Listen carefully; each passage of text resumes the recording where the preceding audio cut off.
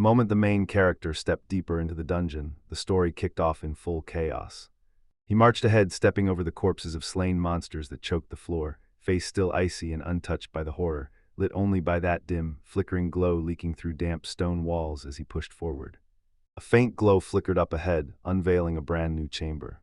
At the heart of that room loomed a monster, stone still yet radiating pure menace that made it hard to breathe. When the light finally crawled over his face, his eyes narrowed as he sized the thing up. It was the crazy mantis, an SSS-level nightmare, towering and utterly still, its scythe-like arms coiled to slice the moment it chose to move, and that sight punched the breath out of him, because this SSS monstrosity was on a whole other planet of danger compared to the demon lord, who was only an S-level threat.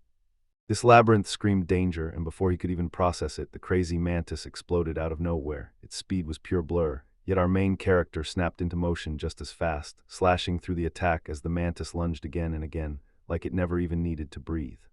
Dodging death by a hair's breadth, he snapped his gun up in one smooth motion and pulled the trigger.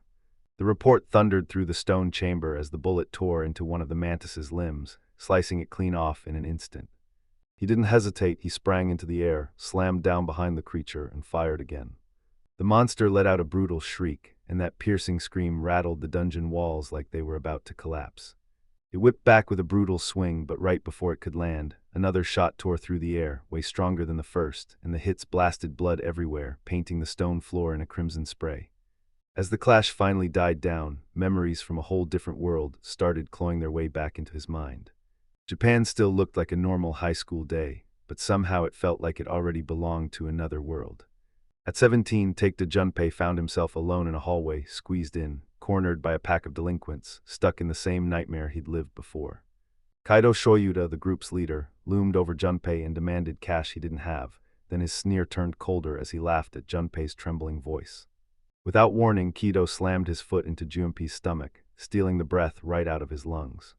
They cackled like villains as he crumpled to his knees, and then the blows came, fast, brutal, and relentless.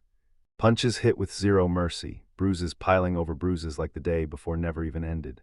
Taekta Junpei's life was nothing but non-stop humiliation and pain, one endless loop that just wouldn't break.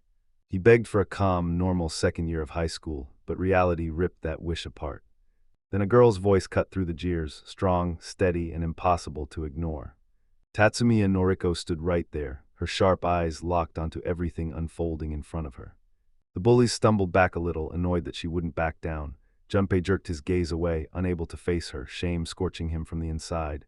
The boys kept jeering, yelling that she was his wife, then sneered harder at every attempt she made to protect him.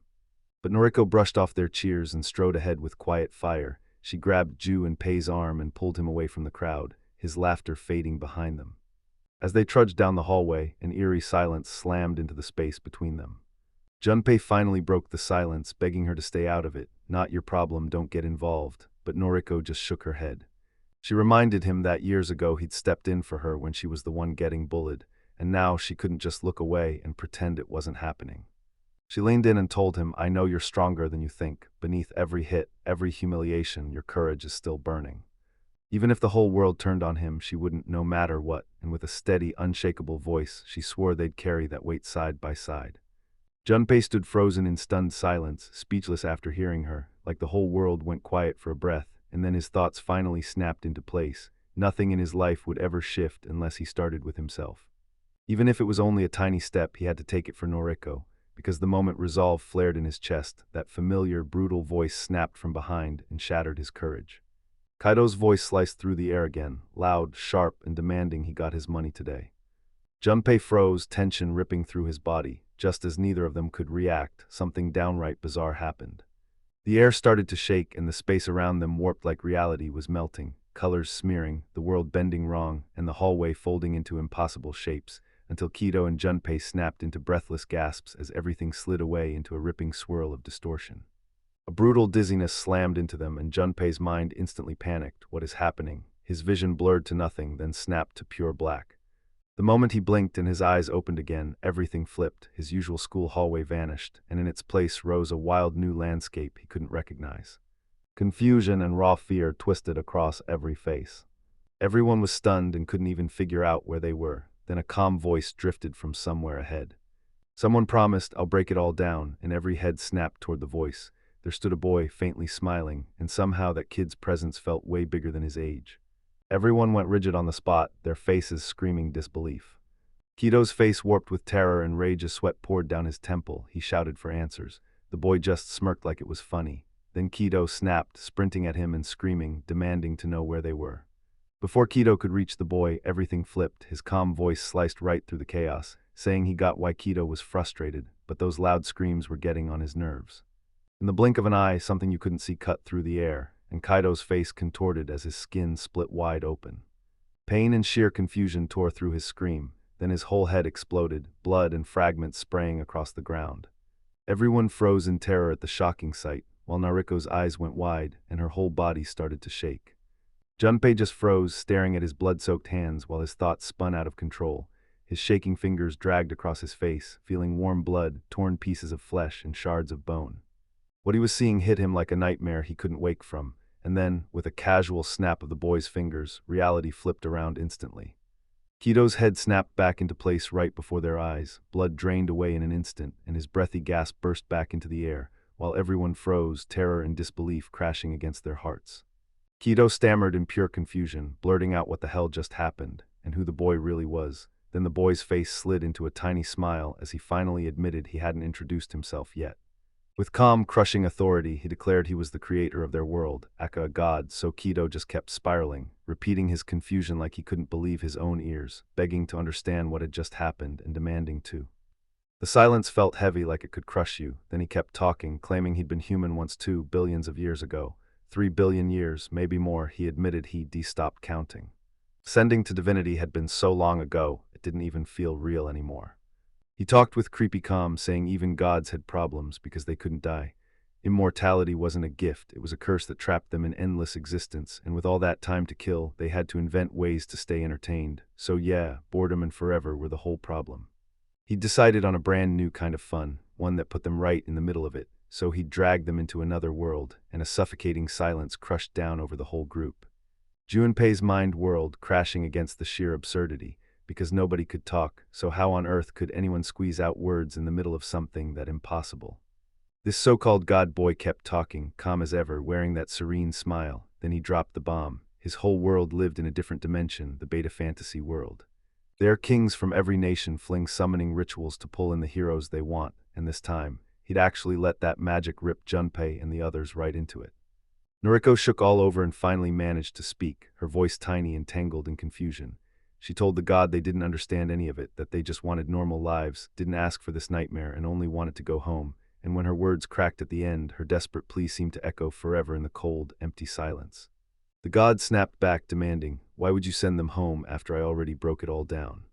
Junpei's face went stone cold as the man snapped that he was bored, and fear crawled into Juin's eyes, because once holy, the god's face now looked like the stare of a completely unhinged man. He realized Kaido and the others were finally catching on to how bad things really were. Then the god snapped his eyes to Junpei and demanded whether he'd understood everything up to this point, and Junpei answered with a shaky, uncertain pause. The god didn't miss a beat. He kept talking like nothing mattered, ordering everyone to stare at the glowing status screens right in front of them. He leaned in and warned them that in the world they were about to step into, levels and ability points were everywhere, and then he broke it down.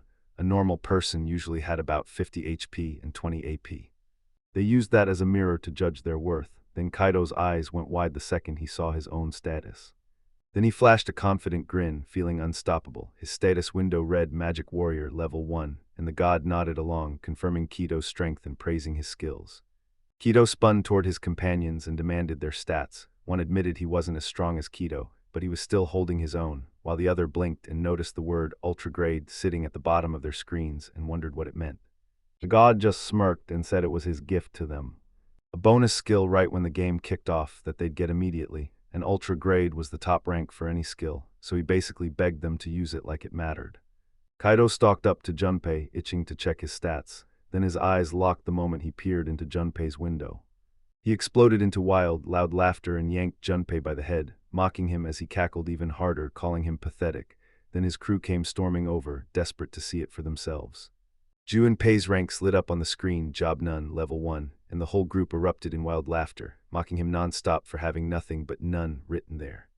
The god materialized right beside Junpei and told him flat out, no job, no color, so the world was basically his training ground, and he could learn whatever skills he wanted. Unlike everyone else, he can't just grab them. He's got to beat enemies, tear their abilities right out of them, and claim the power. Kido's frown deepened as he pointed out that, seen the right way, it could be an insanely powerful ability. Junpei nodded in silence, and the god confirmed it would be a huge advantage. But only if Junpei could wipe out enemies solo. He kept pressing, basically asking, "Do you really think you can do that?" Because tough opponents with rare, broken abilities are already hard to find, almost like they don't even exist. The god's voice flipped into a smirk as he said, "An impossible game, that's not dull, that's the spark." He dropped a crooked hint about a labyrinth packed with abnormal monsters, maybe even something Junpei would crave, yet that grin oozed pure malice, and Junpei's stomach twisted with dread. Junpei spun toward Nariko, standing frozen out there, and then he shouted her name, trying to reach her. She muttered that Kido and the rest were treating all of this like a game, and she couldn't shake the dread that once they stepped into that other world, it would turn gruesome fast, maybe even lethal. Still, she told herself they had no choice, so they clung to Kido, because his stats were the best out of all of them. She urged everyone to push together as one, but Junpei stayed silent, nervous beads of sweat starting to form on his face. Out of nowhere, the god's voice smashed through the sky again, declaring they were leaving, and the air started warping as everyone froze, stunned to the bone. The god, grinning at them, couldn't stop thinking that the jobless skill hunter, Junpei Taikta, would be way more fun to watch. For now, he only wished them a safe trip. Just like Junpei, Noriko's status window showed her job as *nun**, with the title *villager girl***. God's voice kept hammering in Junpei's head, claiming he'd forged the whole world and promising to rip them into another realm, bigger than anything they'd ever known. And right in that same echo, Nariko's soft, warm voice slipped through like a hand on his back, telling him that even if the whole world turned on him, she never would. In the middle of all that chaos, her words lit the darkness and pushed him forward, because they'd face it together. The sharp thunk of a hoe biting into the dirt yanked June straight back to reality, and the shock of the strike shattered the swirl of memories inside his head. Someone yelled his name. Noriko's voice cut through again, but this time it wasn't a memory. It came from right next to him, asking if he had a moment. Junpei told her he'd be there soon, and as he answered, he couldn't help thinking how long it's been since they first woke up in this world. The king of the realm called them in, praising them like heroes who'd crush enemies from other nations, yet their great destiny collapsed fast. Hope turned to defeat, battle after brutal battle, until the king finally snapped, declaring them worthless and throwing them away. He kicked them out of the capital like total failures, thrown away, forgotten, until all they had left was a tiny remote village where they had to scrape by on their own. Junpei darted his eyes around, uneasy, while the villagers stared back with bitter suspicion and downright contempt, like he and his people had shown up during a famine just to make everything worse, adding even more mouths to feed. If he wanted any chance at respect, he'd have to earn it, so he threw himself into the work. Every single day, he plowed the fields, grinding through the dirt and sweat, desperate to be useful enough to keep his place. He forced himself to remember he had to change for Noriko. Then Nariko's next word hit him like a punch, sacrifice, and Junpei froze, shock ripping across his face. She gave a small, knowing smile, recalling what the elders warned them when they first arrived. The famine wasn't random. There was a labyrinth nearby, and it demanded offerings just to keep the calamity locked in. Junpei snapped that none of this had anything to do with them, let the villagers worry about their own mess, but Noriko only shook her head, soft and grim. Sure, they were outsiders, yet she was the lowest of the low among them, and every skill she had proved she was nothing but dead weight. She told him those sacrifices weren't picked by choice at all, an elder decided, and somehow she was the one deemed the best fit. Junpei's whole body went silent when she calmly accepted it, like the truth hit and froze the air between them. She kept going, saying the elder's choice was already locked in, and she couldn't do a thing to refuse. Panic sparked in Zhu and Pei's eyes as he urged her to run. She didn't have to go through with it, but Noriko shook her head and refused, because they'd been sent to this village under the king's command. If they ran, they'd get marked as criminals, so where could they possibly flee in a strange world where they knew nothing? And if they got caught, it wouldn't just be her punishment, it would drag death down on all of them. Junpei stood frozen, speechless, his heart twisting with every beat. Noriko gave him a gentle smile, like she could calm the storm in him, and told him it would be okay, because a sacrifice didn't always mean dying. The ritual was nothing but a one-way ticket into the labyrinth, an ocean of unknown horrors, yet she stood there and promised him she'd make it out alive, her calm words like a blade that turned Junpei's blood to ice. His hand shook, then clamped into a fist. He stared her down and swore he wouldn't let it happen. He'd step in, he'd take her place, and he'd be the sacrifice instead. Nariko's eyes went huge with pure shock. Before she even found her voice, a soft rustle crept up from behind them. Both spun toward the noise, and out of the shadows slid Kido. Junpei's voices dropped into a worried whisper as he murmured Kido's name, while Kido only smirked and admitted he'd caught every single word. Junpei couldn't shake the thought that Kaido had stopped bullying him the moment they hit the village, like joining the local vigilantes finally slammed the brakes on his old violent streak, but lately Junpei had spotted a new problem.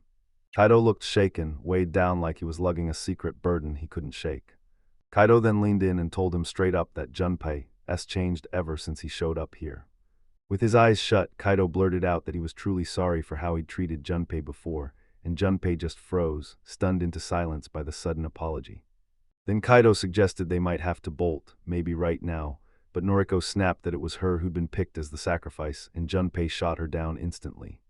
His voice burned with pure determination, and he declared, "I'm going, I'll be the one who goes." Noriko snapped out his name, stunned by how unbreakable his resolve felt. Junpei stared at her and confessed that the moment she said they'd give it their all together, he swore he'd change just for her, and ever since he's fought tooth and nail, refusing to quit for even a second. He gave a weak little smile and vowed, "I'm not dying, I'll survive no matter what hits me." They'd meet again for sure, then later on they finally made the call. Junpei leaned in and hashed it out with the other guys. And with one last look back, they burst off toward the labyrinth. Then like a miracle, the entrance finally appeared right there in front of them, and Junpei muttered under his breath. The colossal structure towered over them, dark, ominous, and somehow wrong, like it didn't belong in the world. Their aura hits like a storm, and their hearts start trembling for real. Junpei inched forward with nerves on fire, and the others crept after him, their footsteps clanging through the hollow silence. Right when he hit the white boundary line that signaled the labyrinth's entrance, he slammed the brakes and stopped dead. Kaido jabbed at it and said it had to mean the line between worlds. Then he snapped his gaze to Junpei and demanded he was really sure. Junpei didn't answer at first. Noriko's voice shook as she begged him to let her go, but Junpei shot her down, hard, refusing without wavering. Whipping his head toward Kaido, he demanded that Kaido watch Noriko while he was gone. Kaido only nodded and promised he'd handle it, but fear flashed in Junpei's eyes, so he clung to steady breath. From here on out, he told himself he'd be trapped inside the sacrificial labyrinth, and his real question was simple: could he claw his way out alive? With fierce grit blazing in his chest, he swore he wouldn't die, not for himself, but for Noriko and for every single person who'd shown up just to see him off. Right then, Noriko's voice sliced through the tension like a flare, shouting his name. She started talking about the labyrinth, an endless maze of ravines and yawning chasms that swallowed the eye whole. They claim it first surfaced thousands of years ago, and ever since then it's drenched the world in doom, misfortune, catastrophe, the whole nightmare. She even said the labyrinth was basically impossible to crack. No matter how many legendary adventurers tried to conquer it, not a single one ever made it back. She screamed that there was no way he'd return alive, because the survival rate was literally zero. Junpei snapped around to her, stunned, demanding answers, but Noriko completely brushed him off. Her voice turned razor-sharp as she declared that the Royal Research Institution's Magic Division said the labyrinth doesn't even belong to this world. She flashed a faint smirk and said the moment he crossed that threshold, he'd disappear from this world and the next, then get thrown somewhere completely new, which is exactly why the labyrinth near the village. It was called the Sacrificial Labyrinth, and Junpei froze cold, like his whole body just locked up in pure shock. Right before Noriko could even be stopped, she lunged toward Kaido and planted a kiss on him, right in front of Jun, making her eyes blow wide with shock. The other guys erupted into laughter, yelling that it was a total win, and their cheers echoed all around them. Kaido sneered, mocked an apology, and then bragged that he and Noriko had just started dating, only for his voice to go ice cold as he insisted their whole scheme would have been pointless unless Junpei, the sacrifice, agreed on his own, so they decided to mess with him a little and make it way more entertaining. Of course, just slipping away from a sacrifice ritual would have been way too boring, so Noriko suddenly spoke up and admitted it was real. The village elder had picked her. And if that was true, then she and Kido immediately cooked up a plan together. With a nasty grin, he taunted Junpei, "Still don't get it," and mocked him by comparing a nobody like himself to a woman's body, asking which one he thought was worth more. Junpei finally forced the words out, shaking with shock and pain, and blurted whether everything. It was all a lie, every last bit of it. Junpei whipped his eyes to Noriko, begging for denial, but she didn't hesitate. She confirmed it was true, and tears immediately burned in his eyes. He tried to speak again, voice cracking as he reminded her of what she once promised: she'd never hate him. Nariko only let out a cold, mocking laugh, saying she didn't hate him, but she sure didn't like him either. Junpei snapped out loud, begging her to explain what she'd said earlier about protecting each other and helping each other, and Noriko just smirked with ice in her eyes, telling him those words only mattered back when they were still safe. Then her lips twisted into a sneer and she promised, once he finally cracked and faced just how deep his despair ran, he'd realize those promises were nothing but empty lies meant to soothe a fool. She went on with a vicious little grin in her voice, saying she couldn't believe he'd actually stepped up and volunteered to be the sacrifice instead of her. She mocked him for being kind, sneering that it was sweet, but kindness alone couldn't fix a thing, and with a cold look on her face, she snapped out her final verdict. He was nothing but a total idiot. That cruel insult shattered the last shred of strength Junpei had left. Tears poured down his face and his chest burned with agony so deep it killed every thought. Then Kito's voice ripped through the air, yelling that he'd heard enough and ordering Junpei to go die inside the labyrinth. Before he even finished, Kito drove a brutal kick into him. Junpei's bodies got flung backward. He slammed into the ground and tumbled across the white boundary that signaled the labyrinth's entrance. Then the earth shook. A clear wall started to rise between them, sealing Junpei off from the outside world for good. Junpei's thoughts erupted into a scream as he stared at it. The word hit him like a bell, ringing and ringing in his head, while Kaido grinned like a villain on the other side and told him they were leaving now. With Junpei in such a weak state, even the best pursuers wouldn't be able to catch them. He shoved out a mocking goodbye and swore it was the final time he'd bully him, while Noriko tossed in her own sarcastic thanks for all the fun she'd ever had. Jump's eyes burned with heartbreak and betrayal, because the two people he trusted most had ripped the truth away from him, and his mind went totally blank like every last drop of emotion had been drained. Later on, he started muttering under his breath with nobody to hear him, and then the next part blurred into nothing as he couldn't even remember what happened. He just kept trudging forward, stunned and empty inside. Then, out of nowhere, he spotted a door standing wide open right in front of him. Without a second thought, Junpei charged through the portal, but his chest still ached with raw confusion and grief. In the deep shadow of that dim room, something lurked, an ominous monster, silent as a threat, just waiting and staring him down. Junpei's memories from just moments ago came crashing back. His mind had been a blur, but the instant he laid eyes on what was right in front of him, everything snapped into focus like lightning. He froze solid, nerves screaming, staring down the terrifying creature right in front of him. The god's words slammed into his mind like thunder. Then he realized the power in his hands was the same gift everyone else got, too. Trusting instinct, he fired off his skill right away. A blazing screen blinked to life in front of the monster, spilling its stats. No life king, undead king, danger level, then bam. SS confusion and fear for gripped Junpei. What did SS level danger even mean? He instinctively backed up, but the floor groaned and split under his weight, so thin it could barely hold him. When he looked down, fissures spread beneath his feet, and a cold dread hit him like ice. He lifted his eyes too late. The undead king had already surged in, and that massive, rotting monstrosity was looming right in front of Junpei as he choked out a strangled scream. Just as he tried to spin and run, the monster's blade slashed open his back. Agonizing pain detonated in an instant. And then his body crumpled to the ground, eyes bulging with pure horror as scattered bones littered the floor around him. A deafening crack shattered the air. Then the floor ripped open, and Junpei's body dropped straight into the abyss, shrinking fast as the undead king's silhouette loomed overhead, getting smaller and smaller. Darkness crushed his sight. When he finally snapped back to consciousness, he nearly choked. He was alive somehow. The pain had vanished. He jerked his arm behind him and stared as the wound on his back knit itself shut right before his eyes. Flesh and skin fused together way too fast. He couldn't even process it as a dim glow swallowed the air around him. Then he realized he was sprawled on top of a mountain of corpses, trapped inside a creepy, glowing ring that marked the whole area. Confusion and caution hit him at once. Then his eyes caught a sharp glint hiding in the bones, a tiny slate or maybe a card. He snatched it up, but the strange writing carved into the surface made zero sense, until the card suddenly shimmered and a man's grinning face popped into view like it was breathing, and faint laughter trickled through the air. It felt like a real recording. Then the man greeted him and made it clear. This wasn't a chat, it was a message. He was an adventurer who'd already gone through this same dungeon once, and he'd left his hard-earned advice behind for the next brave soul. He kicked things off by introducing himself like it was no big deal. Then he dropped the bomb that his level hovered around 200, a brutal high rank compared to the world's top swordsmen who barely scraped past 300. He said his tricks were retrovision and appraisal, the very skills that had carried him this far, but right then, Junpei's gut twisted with dread. This place was way more dangerous than he ever pictured, so the adventurer kept going. He told Junpei the monster he'd just run into was razor sharp. One tiny sound in this tight corridor would set it off. And sure, the dungeon had odd pockets of safety, places monsters couldn't cross, where even injuries would heal. The man didn't have a clue how those zones were made or why they existed, but it still made his skin crawl. Then Junpei finally clocked it. The glowing circle around him had to be one of those safe zones. His voice suddenly flipped, then he leaned in and started talking about that guy, the undead king. He said it wasn't just strong, it was insanely, ridiculously strong. Both physical and magical attacks got totally wiped out, and even with his retrovision he'd seen it clearly. Regular hits don't work at all. Junpei sat there in silence as dread crawled up his spine. What kind of monster is that? The message kept rolling, and the man begged anyone who followed him to leave clues for the next survivors.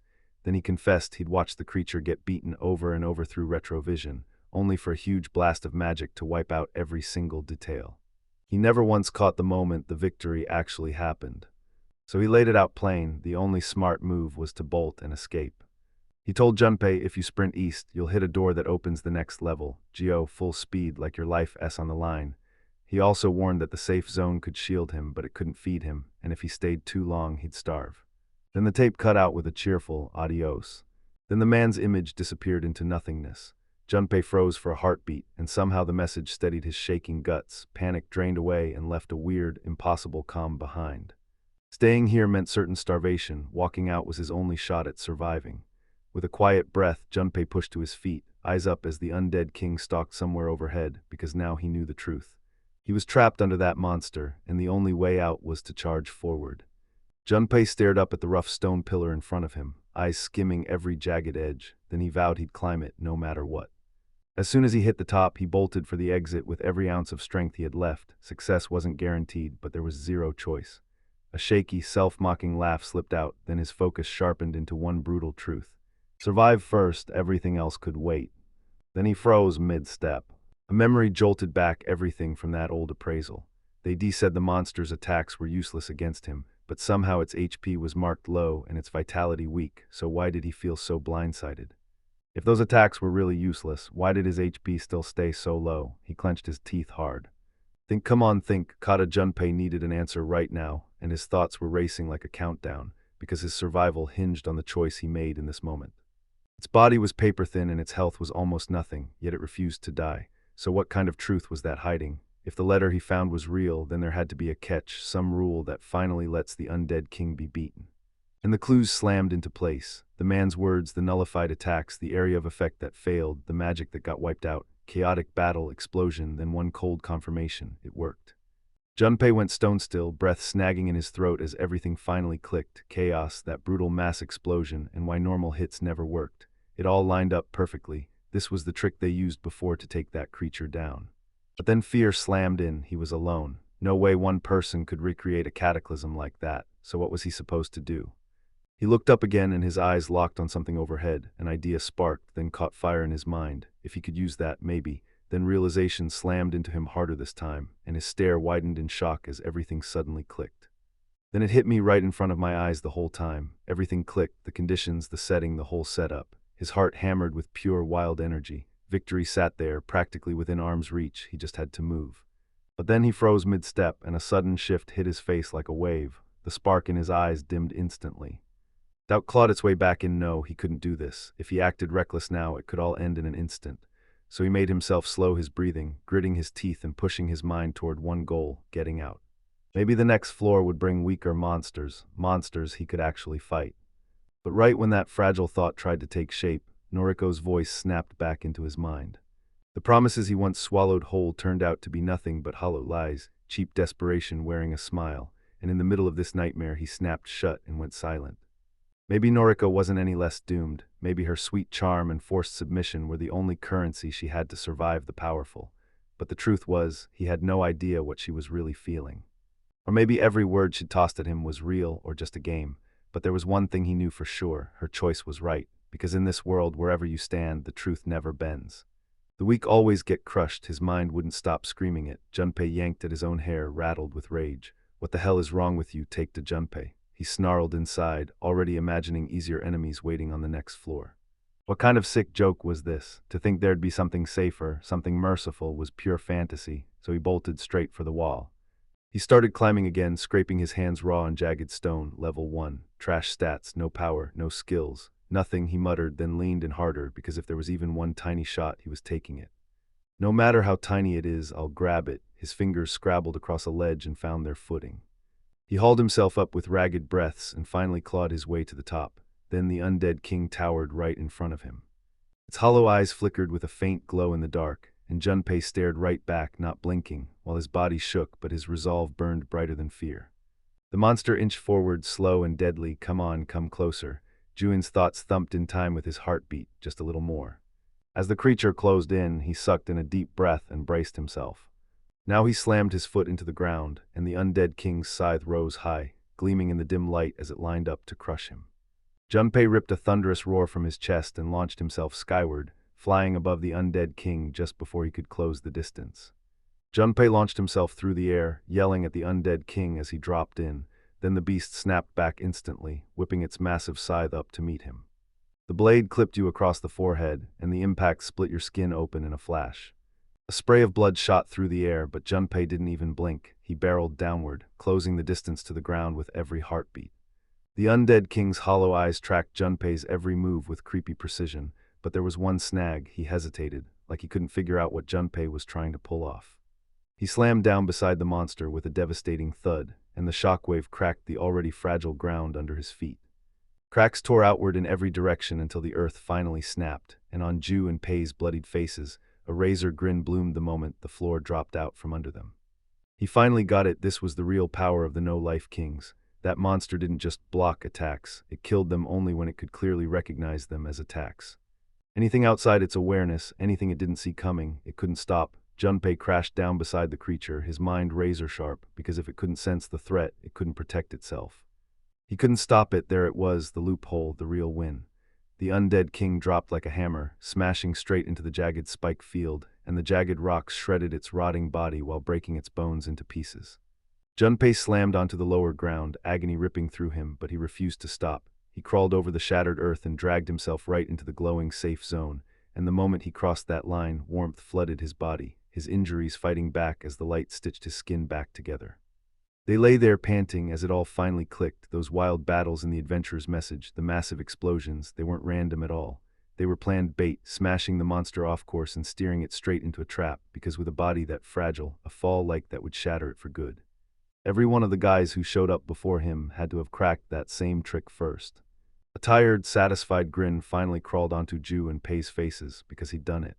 He killed the undead king, and without the safe zone's healing power, he would have been dead for real. He should have been dead already, but he somehow lived, and that fear-cold relief instantly detonated into pure exhilaration, because for the first time since stepping into this dungeon, he actually won.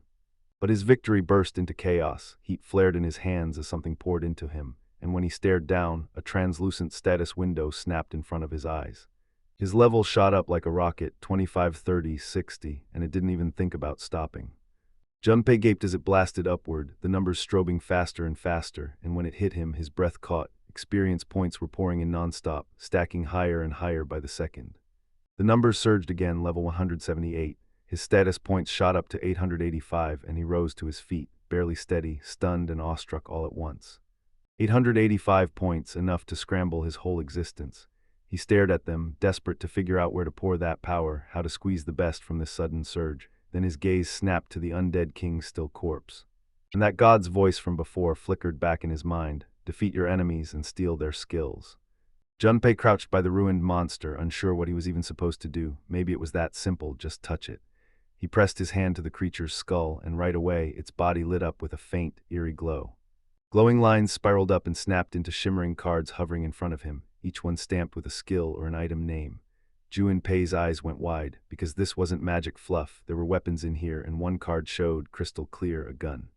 He stared in shock, realizing stuff like this could exist in his world, like it was dragged in from some other realm, left behind by an adventurer from a different world, and right after that, the gun simply appeared in his hands. Its cold, metallic surface felt strange under his fingers, and when he spotted the next card, he noticed it was resistant to every weird abnormality around it. He didn't fully know what to do with it yet, but he could tell it was priceless. Then another card slid into view, Flesh of the Undead, and the description underneath hit him like a truck. One bite, that's all it took. He froze, eyes locked on the words, heart hammering in his chest. He fought off every abnormality like it was nothing, and this was the perfect moment. If he fused them together, if that combo actually clicked, he just might break free of this hell. Resolve surged in his chest, then he snatched the card, and the moment it hit his palm, the item manifested there like magic. Junpei stared at the undead king's rotting, gray remains for a long, silent beat, and the stench hit so hard he nearly choked. Then he looked at the grotesque thing in his hand like, this can't be real, am I really about to eat that? Junpei went stone silent, drowning in a storm of thoughts as the question beat into him, yes or no, like it was stealing his humanity, and a cold sweat slid down his cheek. He yanked open his status window and started slamming points into the skills. The numbers kept shooting up and his eyes blew wide with shock, so he snapped his gaze to his skills. An appraisal flashed, resistance to every weird abnormality surged through him, and 9 empty skill slots stared back like a dare, so he clenched his teeth and swore he wouldn't drop his guard, because the next level was probably going to be even worse. A tiny shard of hope whispered escape, but with his strength right now, the chances were basically dead. His eyes snapped back to the rotting flesh cradled in his hand. Disgust contorted his face, but fire of resolve blazed in his eyes. Then he opened his mouth and sank his teeth down. He gritted his teeth and shoved himself to chew, jaw tight as sweat poured down his brow. He kept asking the same thing in his head until it finally clicked, and he chose yes. Every bite tasted like poison, yet each chew cut sharper, Kido, Noriko, the betrayal, and that bitter, burning rage. They threw him in here to die, and somehow that cruelty felt completely unforgivable. Rage blazing, he gulped down the last bite. Flesh disappeared, and with it, every last shred of hesitation evaporated. For one long, gut-wrenching second, everything went still, no movement at all. Then his eyes snapped open, burning with an uncontrollable fire. He didn't say a word. He ripped a scrap of cloth, shoved it into shape as a crude pouch, and muttered Kaido Noriko while he worked, then slid the gun inside and cinched it shut with chilling, careful calm. He shrugged on the undead king's cloak and let it settle over his shoulders. Rage shook his voice as he swore he'd tear every last one of them to pieces. Lazily perched on the floor, the god let out a soft, amused chuckle, muttering that he'd seen it all coming, that it was all going to play out just like this. A woman stepped up and handed him a drink with perfect respect, and he turned to her with a quiet, faint smile, thanking her as he said the human down there was nothing short of extraordinary. Her voice turned icy and desperate as she snapped, "I don't care anymore, I just want to die." The god brushed off her desperate plea, eyes still locked somewhere else, and only smirked that he was curious to see how far Kata Junpei could push his way through the dungeon.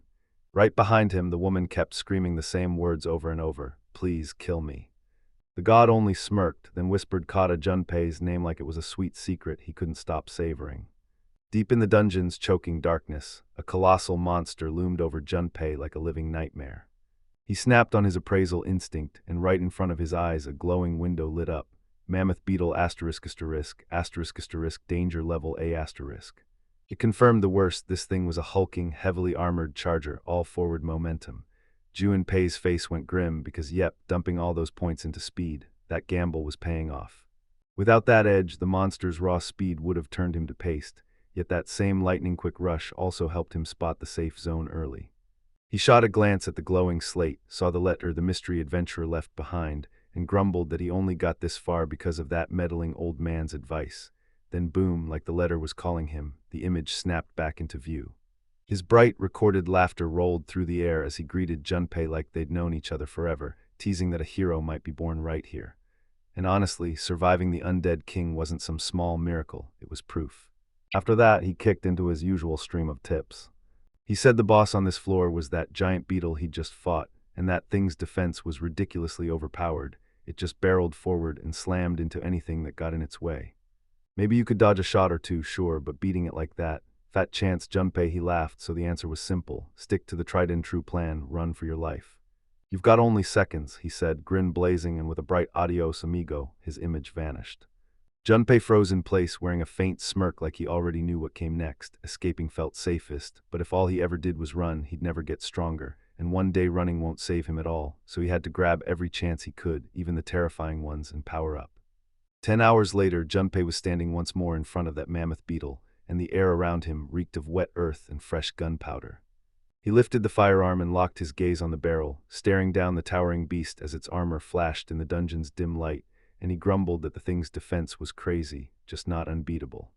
Junpei squeezed the trigger, bang. and the crack of gunfire ripped through the air, bouncing off the walls as he blasted off a few more rounds, then scrambled back into the glowing circle's safety.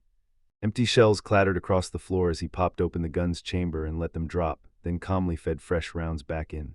He waited until his mana surged back, cracked his knuckles, and marched forward again. Fire, then backpedal, reload, regenerate, and do it again. Hours stacked up as his motions turned cold and precise. Fights bled into recoveries until the whole thing felt like a loop. And somewhere in that grind, exhaustion didn't win, quiet satisfaction did. He'd camp with this thing forever, even if he had to. 70 hours later, the mammoth beetle finally crumpled. Its legs jerked once, then fell dead still. Junpei breathed out hard, every bone aching from the grind, and muttered that it was finally over. Now he was starving, and as he reached for the fallen monster to grab his reward, the moment his hand hit its carapace, the corpse started to glow faintly. 2 cards snapped into existence in front of him, one glowing red with legendary rank, one-of-a-kind armor, and the other a rare skill, mammoth beetle flesh. Junpei muttered the item stats under his breath. This armor promised monster-level defense, but the other thing was exactly what it sounded like, flesh, edible flesh somehow, so he winced, then just shrugged and told himself, yeah, guess he'd have to swallow it. Far off, the god let out a quiet chuckle, eyes fixed on the chaos from a distance, like this was never going to surprise him. It's just as I thought, he murmured, and now his real curiosity was simple. What would Junpei do next, and how far would he go to slip out of this trap? The god's smirk deepened because the choice was already there. Then the woman spoke again, same dead tone, please kill me. Time flew, and then right on cue, Junpei finally stood face to face with another massive stone door. He sucked in a deep breath, shoved the door wide, and stepped right through. On the far side, a huge, dimly lit chamber stretched out into darkness. And just when he thought he'd hit the end, another safe zone popped up right at the entrance. Relief slammed into his face so fast he couldn't hide it. But then a colossal shadow slammed down over him. He snapped his gaze upward, and there, looming over him, stood a monstrous 3-headed beast, all black fur snarling with life as red eyes burned through the dark. Junpei didn't flinch, his face stayed calm as he raised his hand and invoked appraisal again. The world snapped with one blinding flash, Cerberus, a danger level, and a mythical ring hit him all at once. For a split second he froze, then a laugh ripped out of his throat, equal parts disbelief and defiance. A mythical ranked monster, what kind of ridiculous joke was that? In his eyes it was just a dog. Junpei's gaze slid to the letter sitting right beside him. He snatched it up, rolled the parchment over in his palm, and felt that same strange letter staring back just like before. The moment he touched it, the cheerful, loud grin of that man burst back into view from within the parchment, talking like it was never gone. Then with his usual smirk, he snapped that Junpei had really trapped himself this time, taking on a mythological monster, total madness, and only a fool would even think of fighting something like that. The man kept going, insisting this thing's lightning-fast speed and razor fangs meant the fight was already decided. No matter how Junpei tried to pick it off from a distance, the beast would slip every single shot with ease. Then his voice turned a notch more serious as he gave one final warning. Whenever Cerberus backed up, Junpei had to brace himself because that step was its cue to attack. Cold sweat poured down Junpei's forehead as he listened, knowing the next move could be deadly.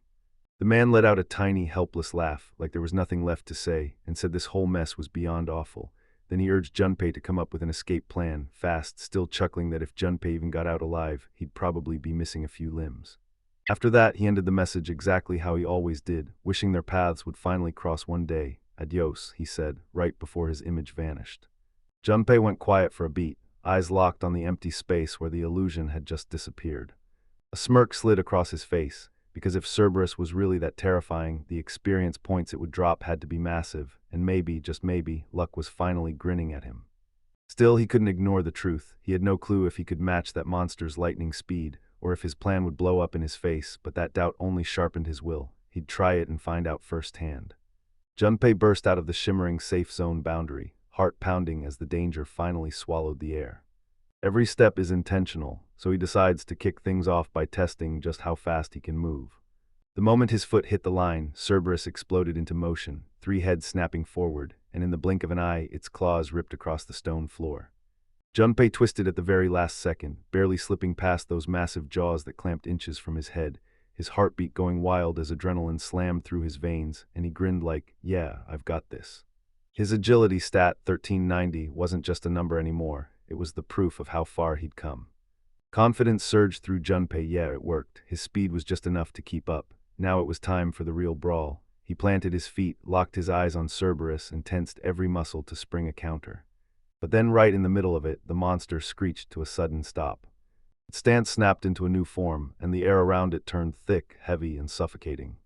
Junpei froze in her mind, and she didn't even know why. Then the Cerberus suddenly exploded into a deafening roar. Then the blast of concussive wave erupted like a cannon, crashing into Junpei and blasting him backward through the air. He slammed into the ground with a brutal impact, and his whole body jerked in agony.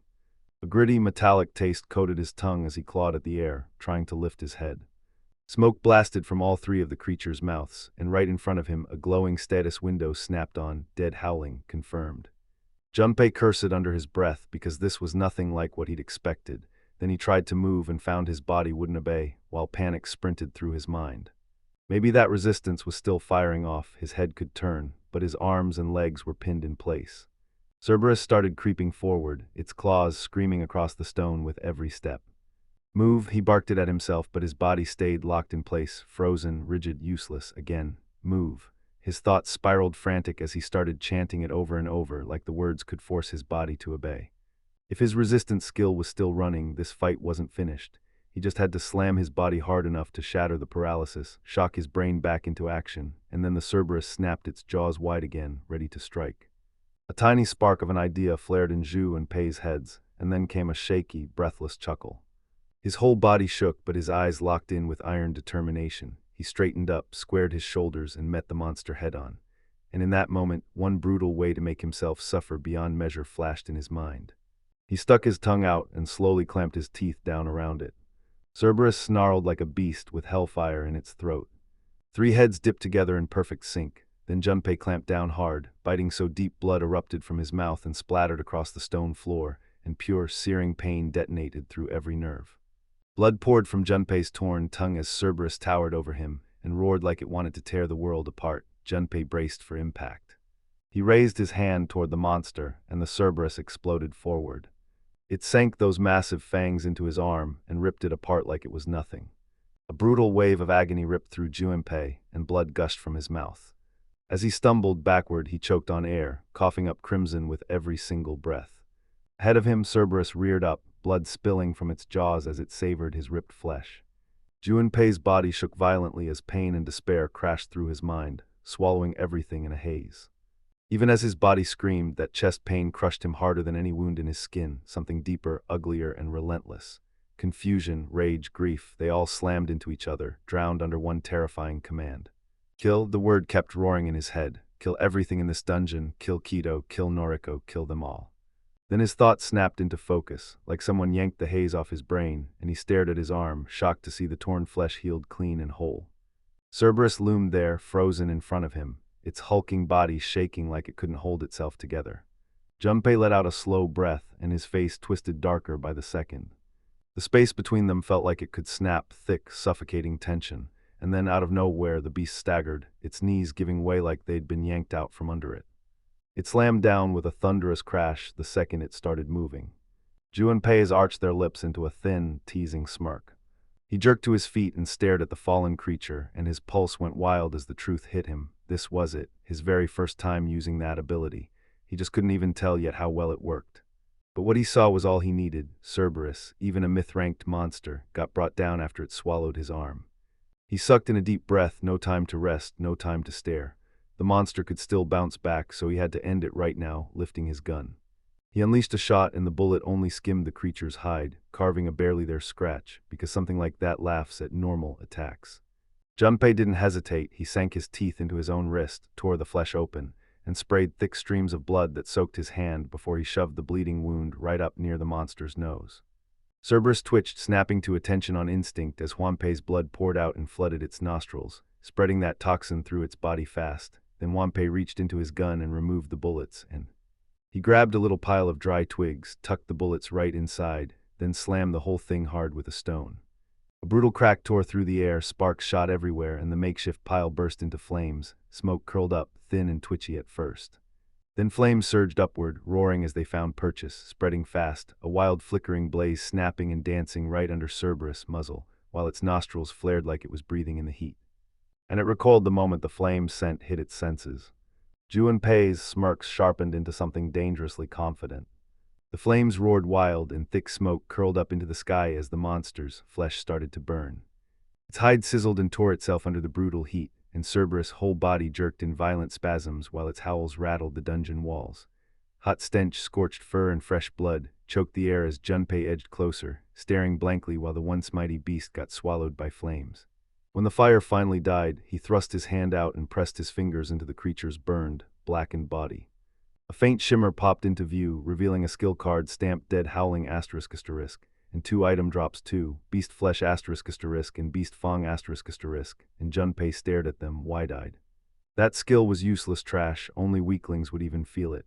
He'd have to make do with that nasty-looking flesh, probably tasting as vile as it looked, until the very last drop snapped his attention. The Beast Fang card blazed with light, then, when the glow died, something sharp-fanged finally snapped into existence in his palm. Ju and Pei's tired faces slid into calm satisfaction. He flipped the Fang over, judging its size and wicked edge like he'd just found the perfect makeshift blade. Far away, deep in the god's headquarters, the deity watching him suddenly went still, like a light bulb just exploded in his head. He realized he'd forgotten the one thing that mattered. He never taught Junpei how to use the box. Panic hit hard and he barked for Chenny to sprint to Junpei and explain it, fast, before it was too late. Jenny froze, terrified that stepping closer to him might be the end of her. Then the god tossed her a vague, unsettling non-answer. His eyes snagged on her look, and he couldn't help chuckling at how wild she seemed in those clothes. Right then Junpei grimaced hard and let it all spill out, tasting something foul that wouldn't quit, pure, burning disgust. His mind raged at whoever swore beetles were edible. Then he shoved forward through the door and stepped onto the next floor. He scanned the area like his life depended on it. Everything looked weird and unfamiliar, yet eerily familiar, just off. He figured he'd found a safe zone, then stopped dead in his tracks. Is this whole floor a safe zone, or did someone just silence every enemy for a reason? That emptiness screams danger to him. His thoughts got slammed to a stop when a woman suddenly appeared in front of him out of nowhere, and he jolted hard, muscles locking up on pure instinct. She watched him in silence, mumbling under her breath like she was verifying that he was really who she thought he was. Junpei stayed razor-focused, tracking every move she made. Then she called him by name in the stiff, almost ceremonial voice. His instinct flipped on his appraisal ability, but it returned nothing. She wasn't a monster at all, just a normal human, at least on the surface, though her outfit screamed not ordinary. The woman stepped forward and told them her name was Cheney, just a servant under the god who'd been keeping Junpei in their sight. Her voice dripped with reverence and pure contempt as she spat out what she knew about her master, twisted in the head, rotten through and through, until Junpei snapped, cutting her off before her speech could crawl any further, his patience finally running out. Cheney promised she'd keep his reaction locked away, swearing their whole exchange would stay secret, and Junpei snapped back fast. Those cuts and insults weren't on him at all, and after a quick breath to steady himself, he steered the talk right back. Then Cheney revealed she was there to bring him a forgotten piece of his tutorial. She shot her hand up and bam, an empty-looking box materialized in midair, humming with a faint, ghostly glow. Then she leaned in and told him the real trick. He could summon one too, anytime he called for it, a personal stash that could store every item he got and pull it back whenever he needed. She told him every soul in this world carried a box, and its shape and size were carved by their magic power. If his magic was strong enough, he could cram almost anything inside, even living beings. But she snapped a warning. You can't just shove someone in if they don't want to go. If he wanted to collect monsters, he'd have to subjugate them first. Junpei replayed every word in his head. He tried summoning his own box, and boom, another one identical to it materialized in front of him, hovering silently and faintly shimmering in the dark, until he finally stared at it and knew it was his. He couldn't stop wondering if it could do more than just sit there, like, could it become a weapon? Cheney said it all came down to the user's imagination and raw power, but most of the time it was still just a storage tool. She wrapped up the tutorial and asked if he had any last questions, and Junpei almost blurted out something about that wild outfit, but he swallowed it and held back. He shot back a curt answer, and Cheney's face tightened the moment she felt his stare on her. To her, it felt way too personal, like he was looking at her wrong, but she shoved the thought aside fast, told herself it was nothing, and declared her work done. She declared she was leaving, and then she vanished in an instant, like the world just snapped back to silence. Junpei let out a long, heavy breath, pressing his palms to his temples. That whole run-in had been maddening, and he could only mutter that her attitude fit right in with whoever was worshipping that insane deity. Right as he was about to move on, something on the ground snagged his eye, a letter. He snatched it up and rolled it in his palm, and like it was alive, the surface shimmered, spitting out the same man from inside the thing. The guy slapped on this ridiculous grin, acting like they were buddies meeting again, and his voice turned carefree, even teasing, as he bragged about Junpei's earlier fight with Cerberus and how he'd bolted afterward. Then he leaned in and said this floor was different, real people lived here. Junpei's brows knitted tight as the meaning finally hit him, pure confusion pouring in. The letter's portrait kept talking, insisting the whole floor was a sanctuary. People who'd clawed their way through near death in the upper levels had decided to stay here, forging calm, quiet lives in peace, and honestly that choice made perfect sense. A quiet hideout for anyone worn down by non-stop fighting to finally breathe, and then he hits Junpei with a question. You could do the same, you know. Out in the valley, tiny villages dot the landscape, and if Junpei wants it, he can pick one, move in, and fade into peace for the rest of his life. Junpei stayed silent, staring off like he was somewhere else entirely, and the man, like he could read his answer before Junpei even said it, kept talking, insisting Junpei would keep climbing no matter what. He said a guy like Junpei, someone who hated being around others and craved solitude, would never stop here. Junpei gave a small, quiet smile, then let out a soft breath. The man's figure started to blur, his voice thinning as he waved goodbye, telling Junpei they'd meet again if fate would allow it. Then that message vanished into thin air and Junpei froze, just staring, trying to process what he'd heard. He muttered to himself as it hit him, that weird goddess wasn't staying on this floor after all. Right then something moved out in the distance, a woman was watching him. Her sudden presence jolted him, another woman. He stared on guard, trying to figure it out. Was she one of those villagers the man had talked about? She waved at him, shouting like they'd known each other forever, and her bright smile practically lit up the whole place. Curiosity sparked in her voice as she insisted he must have climbed down from the upper levels.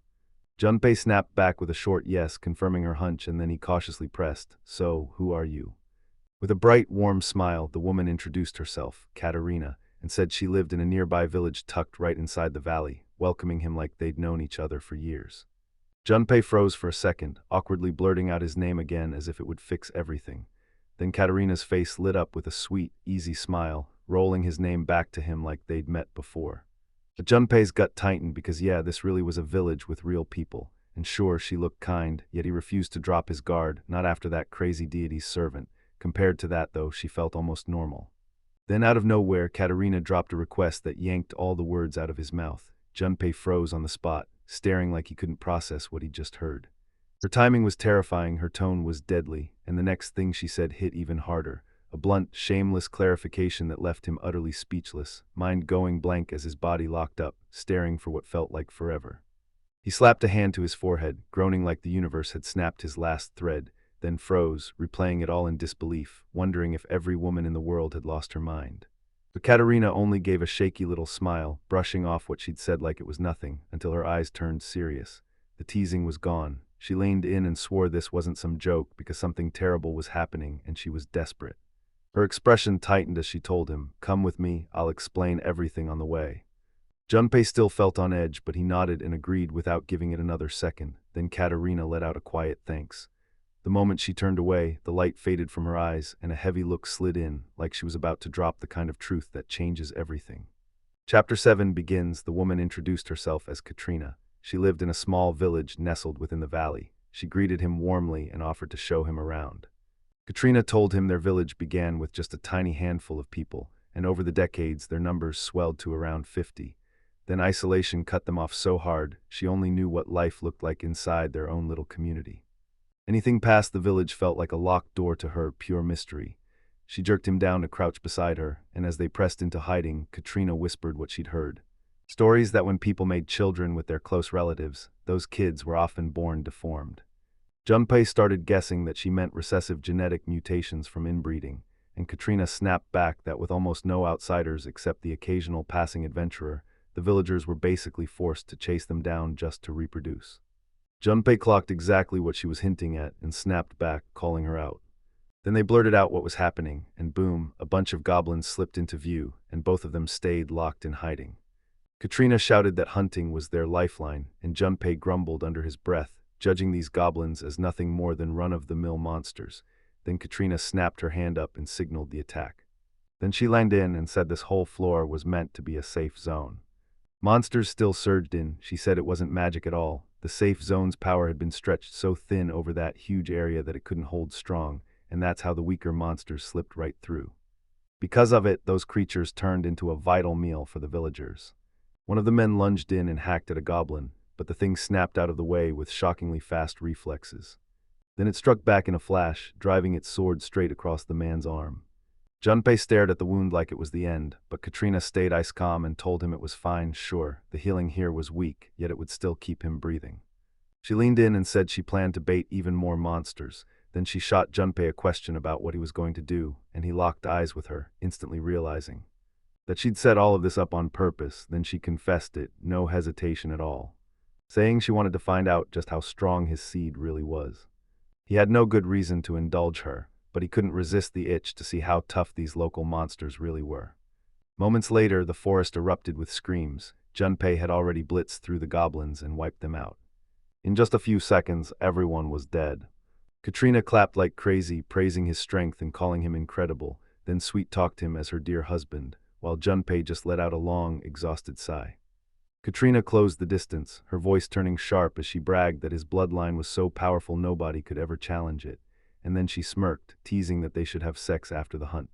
Junpei didn't even get a word out before the guy behind them cut in, saying the rest of the work would be left to Katrina, and she just shrugged like it was nothing. Ju and Pei's faces burned red as Katrina charged toward the goblins she was about to slaughter. Then she snapped her skill into place, butcher asterisk asterisk. Her hand flared with light as she tore through the bodies, one after another, with deadly efficiency. Every time she triggered that skill, item cards burst onto the ground around her like they were summoned from nowhere. Junpei stared in shock at just how much meat piled up from those kills. Katrina bluntly said this was her job, and Junpei just stayed quiet while she kept working. Then she laid it out. Our village lives off crops, but without meat we'd starve for protein. So she hunted those monsters because they were the only thing keeping everyone alive and strong. Katrina admitted that even though she'd heard her whole life that her body needed protein, she never really got what it meant. Then she sharpened her butcher skills until they hit ultra grade, where she could pick out exactly what she wanted to extract every single time. Junpei fell into a heavy, thinking silence as he listened, because her words hit hard. Their village had zero natural protein, no animals, no edible plants, not even insects. Without that disgusting monster meat, they'd have starved into malnutrition a long time ago, and honestly, it sounded like a horrifying way to live. Then Katrina's voice snapped his focus. She called out, asking where he stood, so Junpei wasted zero time and showed her his status right away. The second his stats flashed on screen, Katrina and the rest of the villagers froze in stunned disbelief. Katrina muttered that his power felt wildly unbalanced, and Junpei shrugged and said he'd split his points on purpose after weighing a ton of factors, while she clocked that his build was all speed, then pressed him softly about what he'd done for defense. Before Junpei could even answer, Katrina snapped his arm and seized control of the moment. Then she calmly told him her base attack power was 80, basically sealing the fact that he couldn't wriggle away. Before he could even twitch, a punch crashed into him from behind, and darkness swallowed his sight whole. He caught Katrina's voice drifting in, thanking him with a shaky breath and admitting he'd spared them the trouble of slipping drugs into his food. Junpei tried to kick off his appraisal skill, but right as the incantation was about to finish, his vision snapped to black and he collapsed completely. A flash of a window appears, valley villagers, danger level, and normal humans, all locked in for a split second. When he finally woke up, he was trapped in a basement, choking on a metallic stench of blood, while the walls glared back at him lined with butcher tools in every shape and size. His arms and legs were yanked tight in brutal chains, and a cheerful voice echoed through the dark room like it didn't belong there. Katrina greeted him with a bright smile, asking him how he liked their brand new home, and just as the silence started to settle, she snatched up her gear from the nearby table, those blades clinking with a sharp, metallic ring. Junpei's eyes went wide the moment he clocked what was happening. Katrina shot an apology for how tightly she'd held him, then promised she'd let him go soon, and Junpei clenched his teeth hard.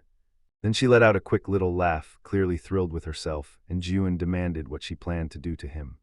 Katrina didn't flinch, she just smiled and brought up her earlier point about the village's total lack of protein, and Jun's expression instantly turned cold. She lunged for the butcher's knife and made it crystal clear. Now they'd have to rely on him to bring back what's missing for them, no matter if it was his seed or his flesh, because not a drop of him would ever be wasted. She promised they'd take care of him for the rest of his life, and a flicker of pure fear flashed across his face. Then she pushed on, saying they'd start with his legs, one would be regenerating while they tore off the other. Those earlier words from his appraisal slammed back into his head, and suddenly turning them into food didn't sound like a joke at all. It hit him that it was the truth. Katrina pointed out that because this spot sat inside a safe zone, even if he got his 4 limbs wiped out, his body would knit itself back together, and as long as they kept him, the villagers would always have fresh meat to spare. With a cold, casual smile, she said that since he'd finally arrived, they didn't need the weaker men anymore for breeding. They'd be carved up for food, and the old would be spared their suffering with a merciful end. Katrina didn't hesitate for a second. She slammed the butcher knife into Juimp's leg, and a scream ripped through him as blood splattered across the floor. Then she flashed a sweet smile and bragged about how thrilled she was to have such a young, strong husband.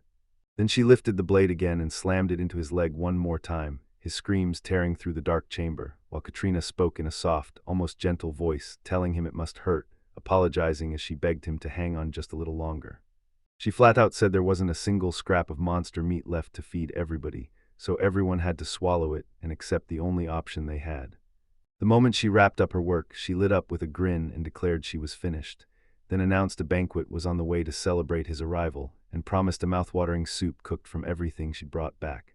Katrina swore his legs would regrow in about 10 days. Then, since one was already gone, she cut his hands free and told him there was no way he could escape with only one leg.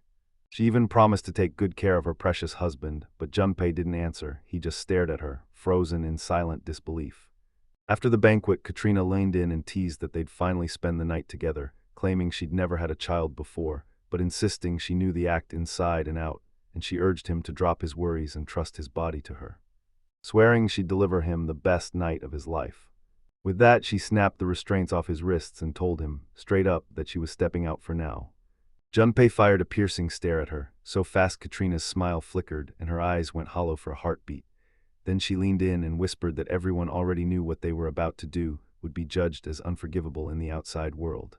But they never saw forgiveness coming. She just needed him to get it. This was their only shot at survival, and Junpei kept staring at her, frozen in place. His past struggles came crashing back like a broken replay, fight after fight, desperate survival, and that iron will to endure. Katrina offered a small, shaky smile and kept apologizing, praying that somehow they'd find a way to get along. He said nothing, but inside, he knew they were all shattered in their own way, their minds twisted and warped by nothing but despair. Still, he could see the twisted logic behind their madness. When hope was gone, they'd carved out one way to keep living, and maybe, just maybe, that was the only door left in their world. And the thought hit him hard. If he'd been born in their shoes, would he have done the same? Maybe he still clung to the faint hope they could finally understand each other. Then, just as he turned to go, Katrina whispered that she'd see him later. Junpei snapped her name and started to speak, trying to mention his flesh. But the moment the words hit his mouth, they died in his throat, because she was staring at his battered leg, eyes half-lidded like she was starving, with a slick thread of drool shining at the corner of her mouth. Junpei's brows knotted with disgust and disbelief, and when Katrina turned back toward him, her voice slid back into that sweet, homey calm as she asked, "What's wrong, dear?" Junpei looked down and muttered that it was nothing. She needed him to finally get it. This was their only shot at surviving, so she swallowed her pride, apologized, and begged for peace between them. Junpei sat alone in that dim room, and Katrina's words kept echoing in his head. Half a day had crawled by since she vanished, and not a single soul showed up, so the suffocating quiet crushed his nerves, and he snapped his focus to the books scattered all over the room. He flipped through the pages and saw goblins, ogres, and slimes written like names, but it wasn't stories, it was breeding logs and records. The villagers were trying to tame monsters for real. The books even mapped their ecology, yet every single experiment, every breeding attempt, crashed and burned. Junpei couldn't shake the question, were there any breeding facilities left nearby? If there were, then the villagers must have had the know-how to run them. And if what was carved into those logs was real, he couldn't help but wonder. Then these creatures could have been turned into weapons, and just like that, he pushed himself up from the chair, bracing on a stick, and growled under his breath that it was finally time to find out what happened to the villagers, because enough time had already passed. Sweat rained down his forehead as he limped toward the staircase, forcing every step like it might break him. He finally burst through the doorway and stepped into the hall. His gaze locked onto a body sprawled across the floor, lifeless, dead. Then he spun around and there was more. The whole dining hall was sprawled in bodies, with villagers crumpled and still, right where they'd dropped. Junpei smirked like he knew it all along, exactly as he'd expected. Then in the dead quiet, a faint, trembling whimper cut through the air. "Hey dear." Junpei spun around and saw Katrina sprawled on the ground. She was still alive, barely breathing, so he grabbed her by the moment and asked if she'd made it through, since she hadn't eaten much. Katrina rasped that she'd been cooking the poisoned meat, which left her barely any to swallow. Junpei went silent for a beat, then Katrina, barely able to speak, whispered, "Did you poison your own body? How could you even do that?" Junpei snapped at her, saying she was dead wrong. His very body was poison, packed with a killer toxin so brutal it could drop even mythological beasts. He said one bite would be all it took to drop a normal human. Using him as meat was the exact mistake that sealed their fate. Katrina ground her teeth, her face twisted as pain and disbelief battled for control. Then she let out a shaky laugh, looked straight at the sky, and screamed, "Why us? We fought tooth and nail just to stay alive, so tell me why this is the damn prize." Junpei stays quiet, just listening, no matter what, yet somewhere in his chest, a tiny spark of pity flickers to life. Katrina's gaze went blank as she kept going, muttering that maybe it was the fact they'd started eating people. Was this God's punishment, or was cannibalism such a cursed sin that it had to end like this? Junpei dropped to one knee beside her, his face impossible to read, then flat out told her she'd messed up again. No, eating humans came with no consequences, he said, voice low, chilling until his words snapped sharper. Maybe it was bold for him to insist, but the truth was right there, plain as day. They all died not because of sin, and not because some divine hand struck them down. Because they were just too weak. Katrina's eyes snapped open in pure shock at what he said. Junpei kept talking, insisting that was the only answer that actually fit, and still, he admitted she'd taught him plenty. Katrina stared back, her eyes wavering but her voice steady, and she finally murmured, "I get it now." Even someone clueless about the outside world could still feel that truth hit like a punch. Then in the gentlest voice, she called his name one final time, "Dear." Her whole body froze, her lips shook as she let out one last trembling whisper, and it was nothing but an apology. And then her breath just stopped. Junpei clenched his jaw so hard it practically screamed. He stared at her lifeless form and muttered that this was enough, that now she could finally rest. Then in a quiet growl he leaned in and said, "Good job, Katrina." Junpei carefully rested his hand on Katrina's head. Then he spun around and tore himself away from her body. And he marched up to a fallen villager, dropping to his knees beside the lifeless body. He slammed his palm against it and whispered, "Butcher, activate." A soft glow rippled out and a skill card snapped into existence right in front of him. Junpei shot it a quick look and snapped, "No," then moved on to the next body and slammed the skill again, one more card and still not the one he wanted. He kept marching from corpse to corpse, repeating the same command over and over until the floor was a mess of cards, hundreds of them spilled everywhere like dead leaves, but every single one was wrong. His face tightened and his patience finally started to crack. Then out of nowhere, a single card grabbed his attention. He snatched it up, stared hard, and found a skill card. Monster Tamer, item rank, beginner. His grin exploded across his face. Bingo, he breathed, and now it was simple. He just had to hunt down the right monster. Junpei limped down the corridors until he finally stumbled into yet another room. He slipped inside like a whisper, eyes razor-sharp, sweeping every dark corner, because the air felt too still, like something was waiting. He muttered under his breath, hunting for the thing's location, wondering where the creature was cowering, and then a sharp glint flashed in the dim light, snapping his focus to it. Against the far wall, a huge jar sat sealed up tight, and Junpei strode over, dropped into a crouch, and grabbed it. Found it, he breathed.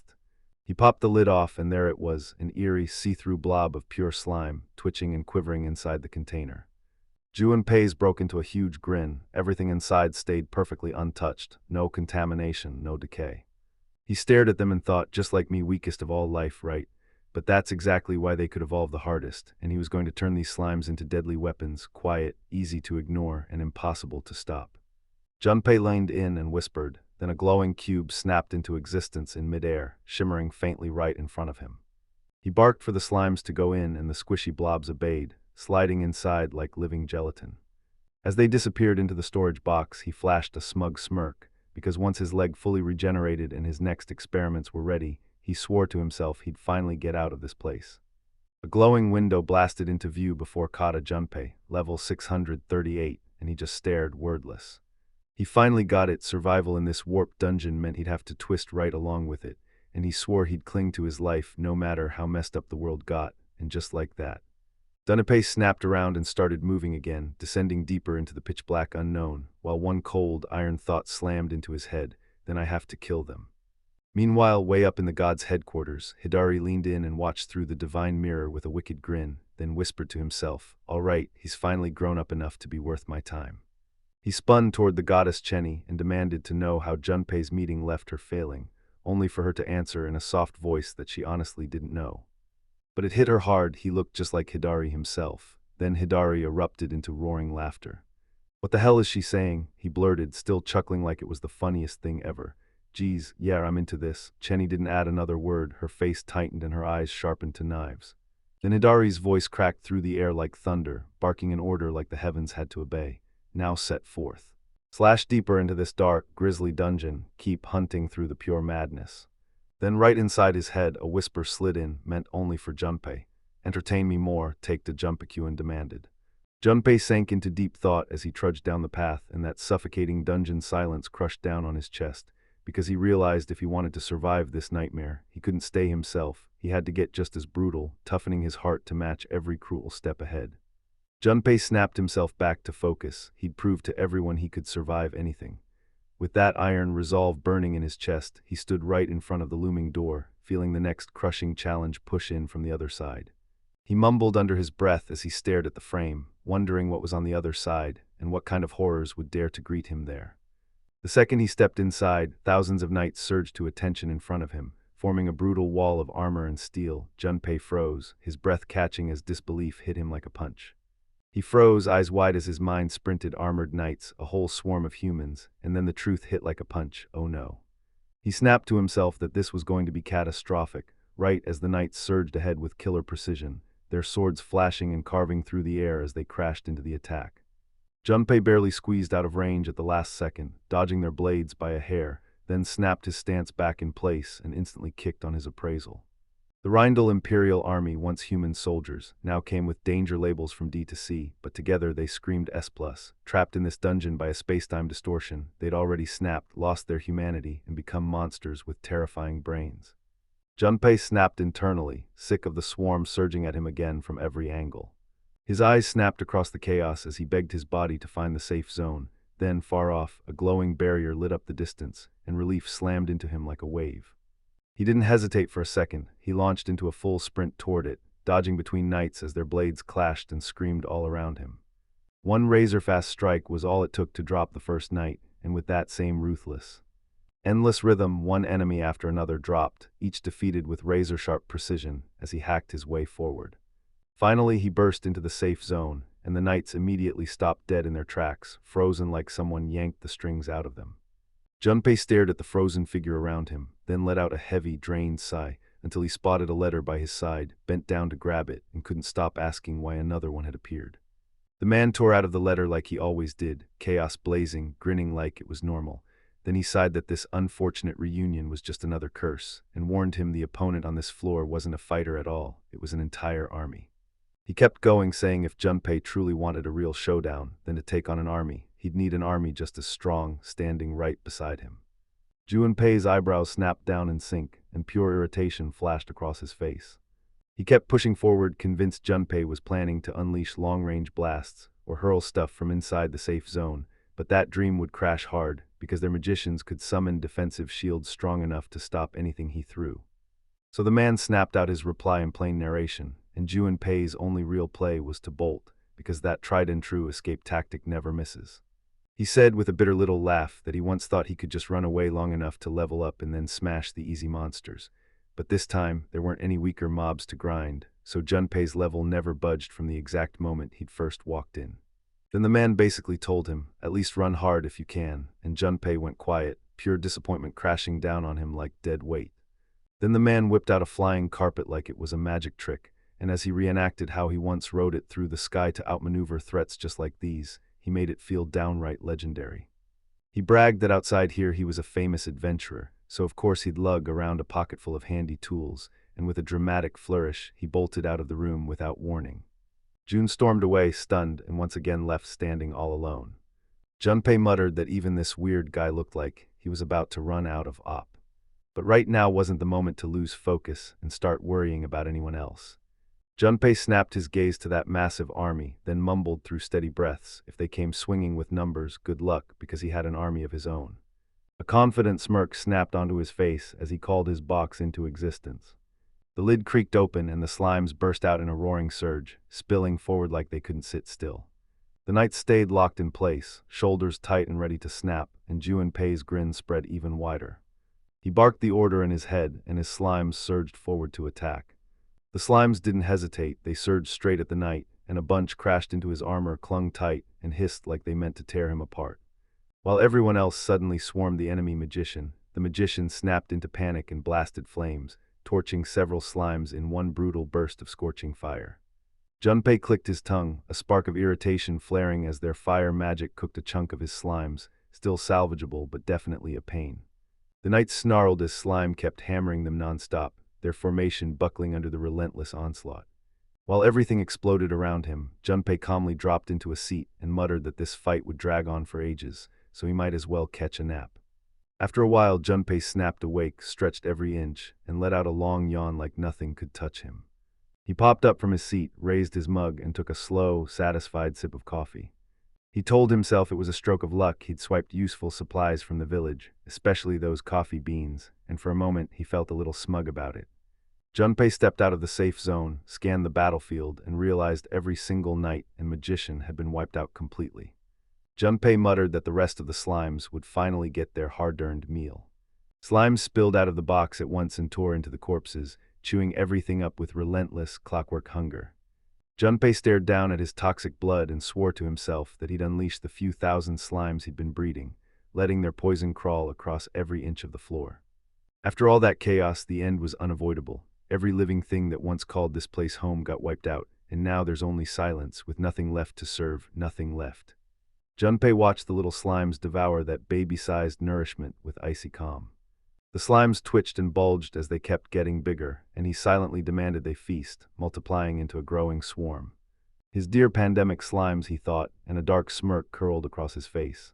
Hidari watched it all with a smug little grin, thinking, no way Junpei really clawed his way out of that tragic fate, because in a world where death waits around every corner, surviving like that was straight-up unbelievable. A sly little smirk crept onto Hidari's face as he thought, because to him, Junpei was stubborn as hell, and weirdly funny too, and this whole mess was now spiraling way out of control. Fueled by pure curiosity, Hidari finally decided to stop wondering and go straight to the dungeon where Junpei was trapped. He couldn't ignore how wild everything had started getting. Meanwhile, Junpei plopped down on the ground and stared at his status window, the soft glow lighting up his face as if it knew exactly what he was feeling. He muttered to himself as he stared down his stats, like the numbers were daring him to act. Realizing he'd just hit level 818, he remembered, people said the master swordsman guarding the outside was only level 300.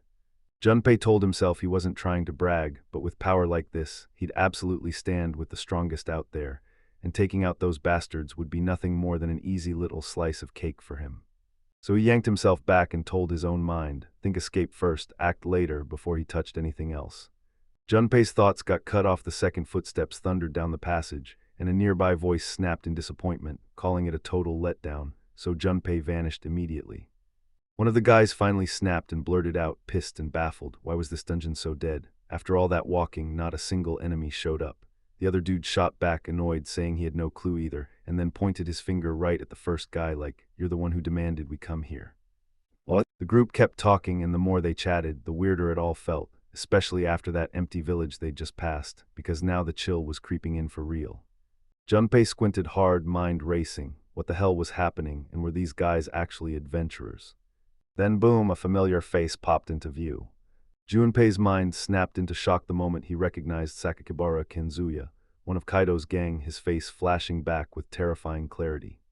He couldn't figure out why Kenzuya was down here too, then started grilling himself about who the rest of those jerks were and where Kido and Noriko might have vanished, until he snapped, what the hell am I doing thinking about all this? What? The answers sat right there, begging to be asked for, so he did, and a sly smirk slowly crawled onto his lips. Later, the men huddled around a crackling fire, and one of them lit up with a twisted little grin as he swore that every time the memory hit, it put a smile on his face. Kenzuya only sneered right back in agreement. One of the men remembered those S-rank adventurers, barely scraping through a high-difficulty quest. But somehow these guys just happened to run into them on their way back, half dead and barely hanging on. It's like a free feast lands in their hands, no effort, just instant victory. The man smirked like he was savoring it, and told them they had no choice but to kill everyone. With sick delight, he admitted the S-rank spearmen had the nerve to sneer at them. Then they swore they'd smack that arrogance right back out of him. They shattered his arms and legs, then dragged him through a slow, vicious torture. Giving him exactly what he deserved, the man smirked with pure satisfaction. The older man smirked like trouble, then dropped the twist. Turns out the spearman's sister wasn't just anyone, she was a sage. But even after draining every ounce of strength, she still couldn't fight it anymore.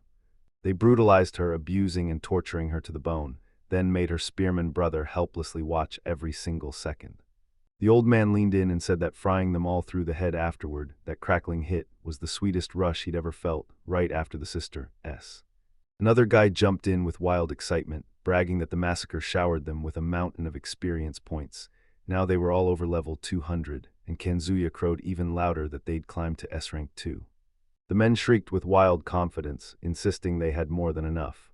To fear now, they were sick of bullying helpless female adventurers and craved real thrills, maybe hunt for a treasure in that dungeon and brag about it like legends. Junpei stood off in the distance, and when he spotted those guys, they totally broke into laughter. His face twisted into a grim mask as he mumbled to himself, weighing every word he'd heard, and deciding they were nothing but human scum. Junpei was convinced they'd strike the moment he showed up in the open. Rage burned in him as he realized Kanzuya was just another one of those degenerates, strolling around grinning like he'd escaped on some twisted vacation, and he couldn't stop wondering, did Kanzuya get split from Kido and Noriko? An old man warned them there was zero reason to step into his cracked dungeon, and when another guy nodded along, he basically said, "Sure, we're strong as hell, but we're not stupid enough to touch that place." Junpei frowned, totally thrown off by everything they were saying. Kanzuya lined in and swore to them this wasn't some pathetic cracked dungeon.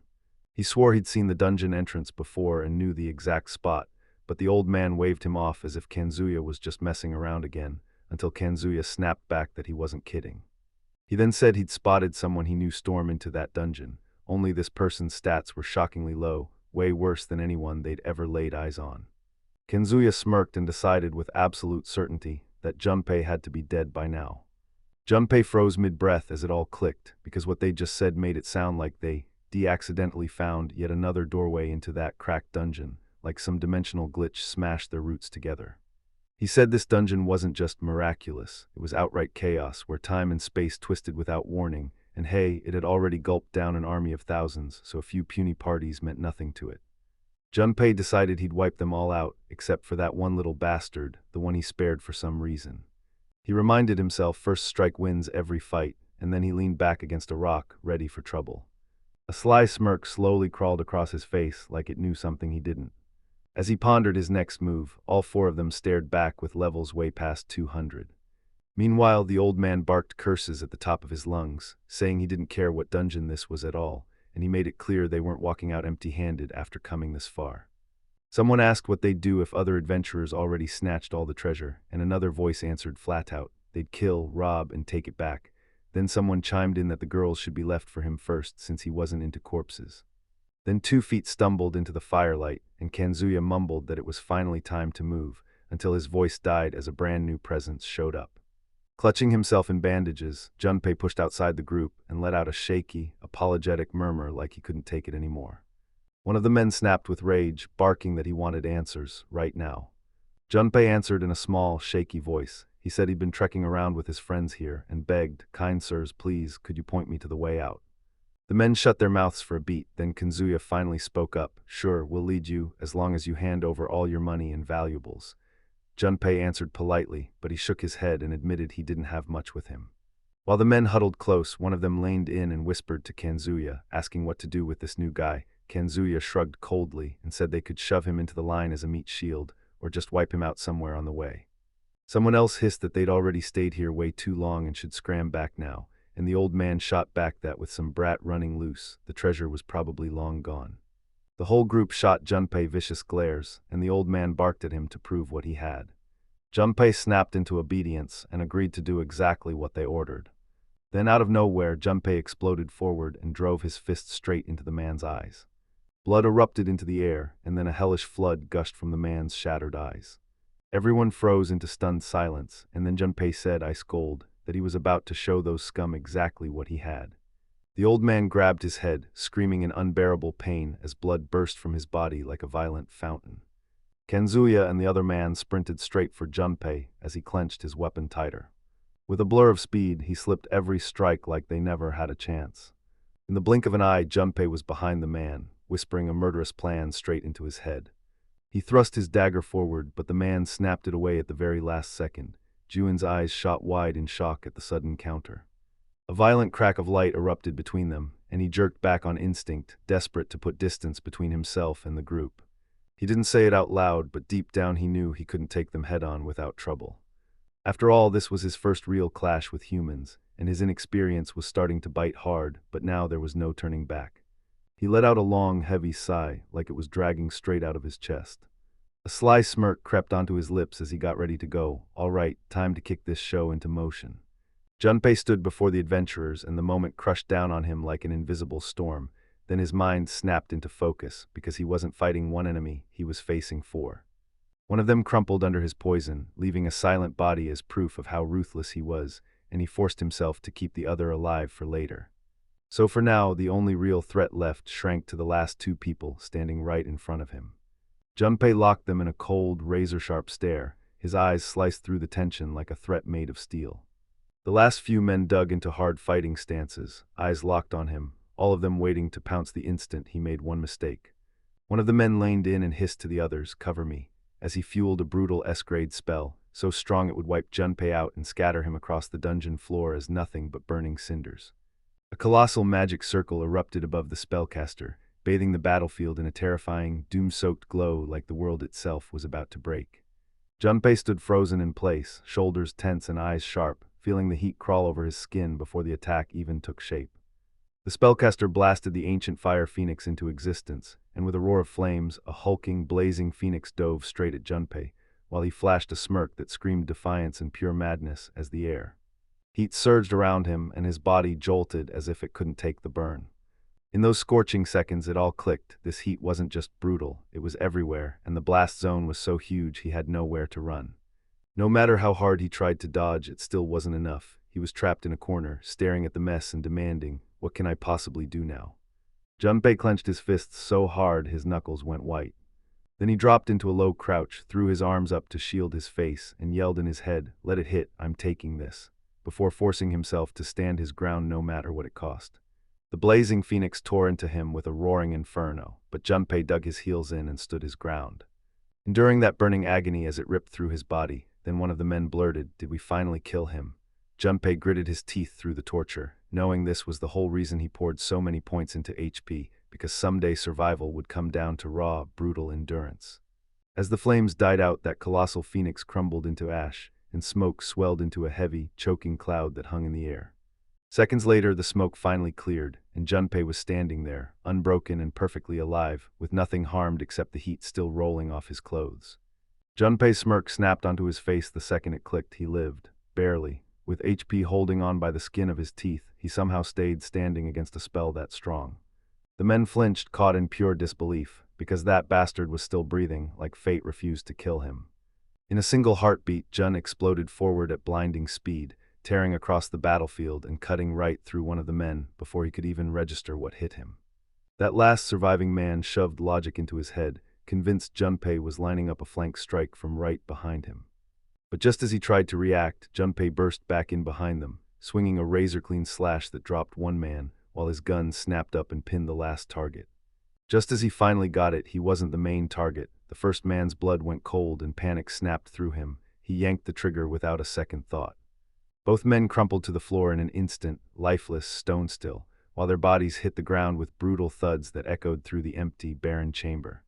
Kenzuya staggered back in total shock, clutching his breath as terror burst into the world right in front of his eyes. He froze, staring at his fallen comrades in horror, one with his eyes ripped out, one with his throat torn wide open, and the last riddled with bullet wounds. Rage surged through Kanzuya's veins, but right before he could even lunge, 2 bullets tore into his legs and dropped him instantly. Smoke curled out like a curse from Ju and Pei's gun while Kanzuya screamed in raw, tearing agony. Junpei carefully peeled back his bandage, and in an instant his face came into razor-sharp view as he faced him down. With calm, poisonous intent, he strode forward and snapped straight at Kanzuya, and the moment Kanzuya met his eyes, shock and disbelief hit hard. Junpei flashed a creepy grin, quietly testing whether Kanzuya still remembered his name. Recognition hit Kanzuya like a blade. His face contorted the second he saw take to Junpei standing right there. Terror slammed into him so hard his thoughts caved in. He couldn't stop asking how Junpei survived and what kind of nightmare he'd turned into. Junpei shoved his panic aside with brutal certainty, and through the narration he declared he was still alive, and he'd live far longer than those jerks who once tossed him away. He let out a long, shaking breath. Then he muttered, voice trembling with distant emotion that it had been ages. Kanzuya snapped up with a startled gasp. Junpei's face twisted into something darker as he snapped, demanding to know how long it had been since they threw him into this miserable cracked dungeon. Kanzuya froze in horror as Junpei's words finally clicked in his head. Junpei truly believed this was the cracked dungeon. He kept insisting to himself that he'd stepped into a totally different place. Before Junpei could finish, a gunshot ripped through the air. He'd raised his weapon, commanded him to shut up in silence, and demanded a clear answer, no more games. He craved the truth right from the source of what zero survivability really feels like. Kanzuya trembled, mouth dropping open as terror crashed over him. He glanced down and admitted, voice trembling, that he could barely recall anything. Maybe 4 or 5 years had slipped by. Junpei's thoughts clenched hard when he realized that what felt like a month to him was years for everyone outside, and the time inside this place warped reality like it was breaking physics. He snapped his thoughts shut and demanded, loud and firm, to know where Kaido and Noriko were. Kanzuya just shook his head, helpless, saying he had no clue. Kanzuya kept talking. Right after they stepped into the dungeon, they stayed glued together, and then Kido's level started climbing. His arrogance went nuclear, and then he snapped completely, until everyone was terrified of him. Everyone except Noriko, who clung to him like her life depended on it, watched Junpei's eyes darken. Kanzuya kept going, saying he'd split from them early and had no clue what happened next. Then his words caught in his throat as he hesitated. Then he finally admitted he'd heard a rumor. Right when Junpei thought he was seconds from the truth, the man he figured was dead snapped forward from behind him. Junpei snapped out of the ambush on instinct, slipping past the blade at the last second and yanking his dagger up to the man's neck. The man swung and his strike missed the mark completely, slamming into something else instead. Junpei's eyes bulged in terror as the blade tore clean through Kanzuya's head, blasting blood across the tree roots in one savage burst. As both foes crumpled lifelessly side by side, Junpei muttered, half in disbelief, that the man had somehow slipped up on him, too close for comfort, and he snapped under his breath, furious that he'd just lost both possible sources of answers.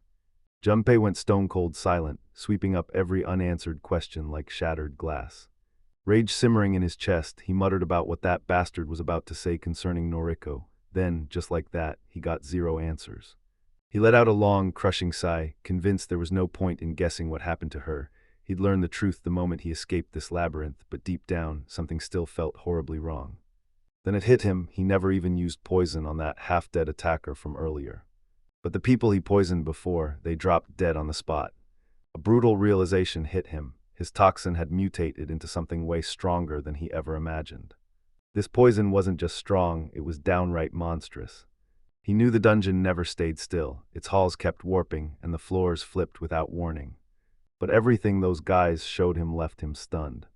Turns out every weird dungeon entrance dumped him onto a totally different floor, like the maze was playing matchmaker, and that meant he definitely wasn't alone in this twisted nightmare.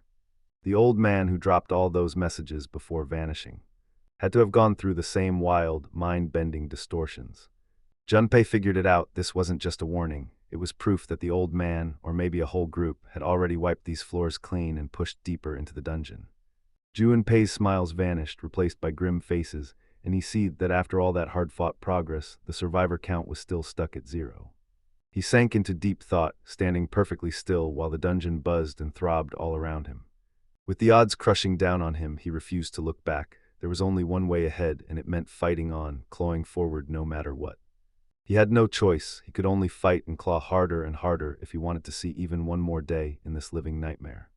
Junpei sank into deep thought, chewing on Kanzuya's unfinished words like they were poison, and every time they echoed, that half-sentence kept tearing at him. If that rumor is true, then Noriko is, and the rest wouldn't come, haunting him like a nightmare puzzle missing one deadly piece. Junpei's brow snapped with frustration, even as his face stayed calm, because in the end he realized he'd learned absolutely nothing useful about Kaido or Noriko, so he blew out a sharp breath, told himself to stop obsessing over what he couldn't change, and shift all his focus to his own problems for now. His eyes slid toward the horizon, bracing for whatever was happening on this floor, and for the brutal twist this dungeon had cooked up for him this time. He perched up high, eyes locked on the endless forest stretching below him like a living ocean of leaves. He scanned the place like it was a battlefield, and his instincts screamed that this looked exactly like that weird village from earlier, an entire floor acting like a safe zone. Well, almost everything, except for that one tiny patch that was clearly breaking the sanctuary rules. Junpei grumbled that these weird open pockets in the dungeon didn't even shock him anymore, and he decided this was it, to finally push into that tiny, unguarded spot. Right then, Chenny slipped in silently behind him and apologized with pure, elegant sincerity for breaking his precious mealtime. Junpei gulped and shot upright, totally startled as he started to. Prize, he snapped to attention as her sudden arrival made him whisper her name.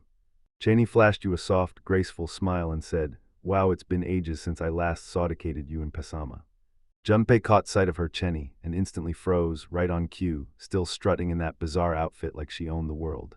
She grinned wider, bragged that he remembered her, and proudly claimed she served that annoying god, saying, word for word in her loud, brutally vulgar way, that he smelled like rotten smegma and looked like a dead mongrel crushed between heaps of filth, before Junpei snapped back internally, furious at the idea he'd ever said anything like that. Chenny shrugged off his denial, told him to stop worrying, and promised that no matter what he said about the god, she'd keep it between them, while Junpei's mind screamed, "But you're the one who just said all of it." Then Cheney slipped right back to the real reason she came, because the god didn't just send her anywhere, he sent her to deliver a message. The message promised that once Junpei cleared this floor, the god would show up in person inside the dungeon for a quick private chat. Cheney basically said the god will show up and meet him face to face to talk. Junpei shot her an annoyed look as she casually started munching his food without asking, and he snapped back that he got her point the first time. So what exactly did the god want to talk about? Chenny took a smug sip from her mug like it was hers, then told Junpei he had to hear every detail straight from the god himself. Junpei bristled because she'd shifted from eating to drinking like she owned the whole moment, but after a grudging pause, he muttered that he understood. Chenny then said, "Yeah, my status changed since we last met," and Junpei immediately blurted, "Wait, did you mean your HP? Because if he'd still had that tiny scrap he used to carry, even the weakest enemy would have ended him in an instant." Chenny praised his caution, then drilled into him to watch his HP, his recovery, and every tiny move that kept him standing, because she warned him plain and simple, one slip and carelessness would turn into his downfall. Chenny shot up and launched forward straight into action. She was ready to leave, then she spun back, gave him one last look, and said she could only hope that next time he'd have red bean rice cake and a hot cup of green tea waiting for her. Junpei couldn't wrap his head around why he'd ever do something like that for her. Chenny just shrugged and said those were her favorites, yet Junpei snapped inside, told her he didn't care what she liked, and demanded she get out right now. Once she vanished, Junpei snapped back to motion and carved his way across the forest floor. Junpei muttered under his breath about her warning, telling himself to stay sharp, because why did she say it like he wasn't already being careful? Then his resolve snapped into place. It was time to move. Junpei lunged ahead, then screeched to a stop the second he realized he'd crossed out of the safe zone. He leaned in and whispered that the forest all around him felt wrong, like something was creeping under his skin, and it sank straight into his spine. Junpei swept his eyes across the area and muttered that something was off because that familiar letter was gone. Where was it? The old man always left one behind, no matter where he went. Junpei figured it out the same way he always did. The old man had bolted again, vanishing before he could stay anywhere for more than a second. With his eyes shut tight, Junpei muttered that the man probably died somewhere out there on this endless floor. Then right through the trees came a voice he knew, bursting with laughter, praising him like he'd actually done the impossible by reaching this far. Junpei whipped around in an instant, his eyes widening in pure shock because that voice hit him like lightning, and suddenly he knew exactly who it was. Leaves fluttered from the branches as he took a step forward, and Junpei hissed that even though the voice was fading, the way it spoke was crystal clear. So was this really that old man? That familiar voice shot back with playful protest, telling him, "Don't you call me old," insisting he was only 25, no matter what his looks said. He called out again like, "Junpei, why are you so tense?" Junpei stayed stone still, unable to move a muscle, and the man pointed out that Junpei looked way too nervous, but after everything he'd endured, how could anyone blame him? Junpei shot back dryly that the guy clearly knew every brutal thing you have to swallow to get this far. Then the man nodded hard and promised, with a grin, to tell a little love story too. Help calm him down. Junpei's stomach dropped as the tone snapped so hard it stole his breath. The man told it like a legend. An adventurer once crossed paths with a gorgeous tree spirit, a dryad, and love hit hard. They married, shared a happy life, and never looked back until he dropped the bombshell that the adventurer was him. Junpei froze, then mouthed the word dryad, staring at it like it didn't make sense. The man went on about dryads, these gorgeous girls who looked exactly like humans, so stunning that one stare could snap a guy's mind straight into admiration madness. Junpei shot back, got it, then immediately pushed for the real question. Coldly demanding to know if the man was happy, he found nothing. When he appeared, he looked lifeless, and his body sank deeper into the bark like a corpse. He gave a shaky little laugh and insisted he was totally happy, then gushed that she was impossibly beautiful, and admitted that every night she was draining the life out of him because he loved her that much. Junpei balled up his fists, rage blazing in his head, and he couldn't stop thinking, was the guy really hallucinating? Because his life force was being drained right in front of him, and the worst part. Junpei realized he'd just walked straight into a honey trap without even seeing the trap at all. Junpei mumbled to himself that the nightmare he dreaded was finally here, because this guy hadn't just given him advice, he'd pulled him out of trouble countless times and kept pushing him forward with pure, unstoppable fire. But watching him bolt from every problem, he already knew this ending was locked in from the start. As the leaves kept tumbling down, Junpei's mind sank into something sharp and painful, because under that cold, harsh exterior, he'd clung to one tiny hope, that someday he'd meet this man the right way, clear the dungeon together, and stand back to back while the fight raged. For someone like Junpei, who distrusted people more than anything, believing in him this much felt completely unreal. Junpei's thoughts slammed to a stop when he stood there in crushing silence, tears pouring down his face. The man carried on, grinning like it was destiny, claiming their hearts were bound together for all eternity, while Junpei stood there, stunned, grief crushing him, rage sparking, and disbelief choking the words.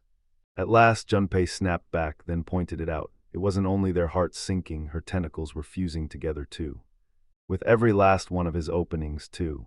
His eyes jerked with violent twitching, and he choked out, tentacles. Over and over, then his mind frayed, and the word turned into broken, distorted whispers as he started to unravel. His voice shot up higher and higher, cracking and spiraling into panic with every single repeat. Junpei clenched his teeth, wrestling to keep his emotions from exploding as he stared as the man's body spasmed and shook, twitch by twitch. Junpei braced himself, gripping tight and steadying his nerves. And he growled that he'd burn the tree, but first he swore he'd end the man's suffering for good, once and for all. His thoughts froze the second he felt someone standing right behind him. Without a second thought, he whipped around and raised his gun like lightning. Two boots surged out of the shadows and hit the ground like a warning. A woman stepped into view, and Junpei snapped his focus on her right away. He warned her ice cold to stay still, sure she was the same one who had lured him, and she just admitted it without putting up a fight. The dryad lined in and claimed she was the spirit of the tree, then swallowed living creatures, especially humans, to feast on their nutrients. Junpei snapped quiet and then grilled her straight. How did she catch her victims? The dryad broke down her mimic ultra-grade power. She could slip into whatever humans pictured as their perfect mate, and she'd use pure seduction to make it real. Junpei shot her a dark, furious glare and lifted his gun, sneering that her skills were nothing but convenient. Then she snapped back that without mimic, her true form would hit humans as a disgusting tree monster. Juin's eyes narrowed even more as it all clicked in his head. He muttered, "Got it," and the dried remains just stayed cold and silent. Junpei then pressed her for answers, demanding to know why she spilled everything so easily and what she thought she could win from him. The dryad just answered flatly, and she prayed he'd let her live. Then Junpei's rage detonated inside as the status window popped up, flashing her danger level as D.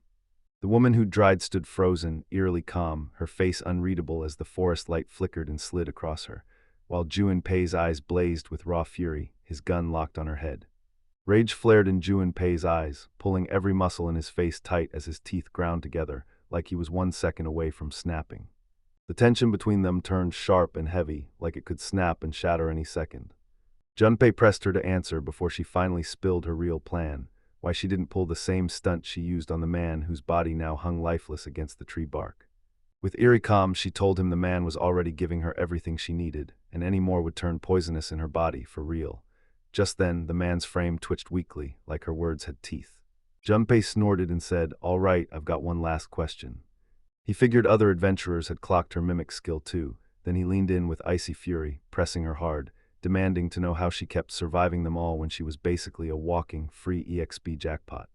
Junpei hardened his voice and demanded an answer. If he was going to spare her life, what exactly would she give him in return? She answered with calm precision, gently slipping one bead from the necklace that hung at her throat.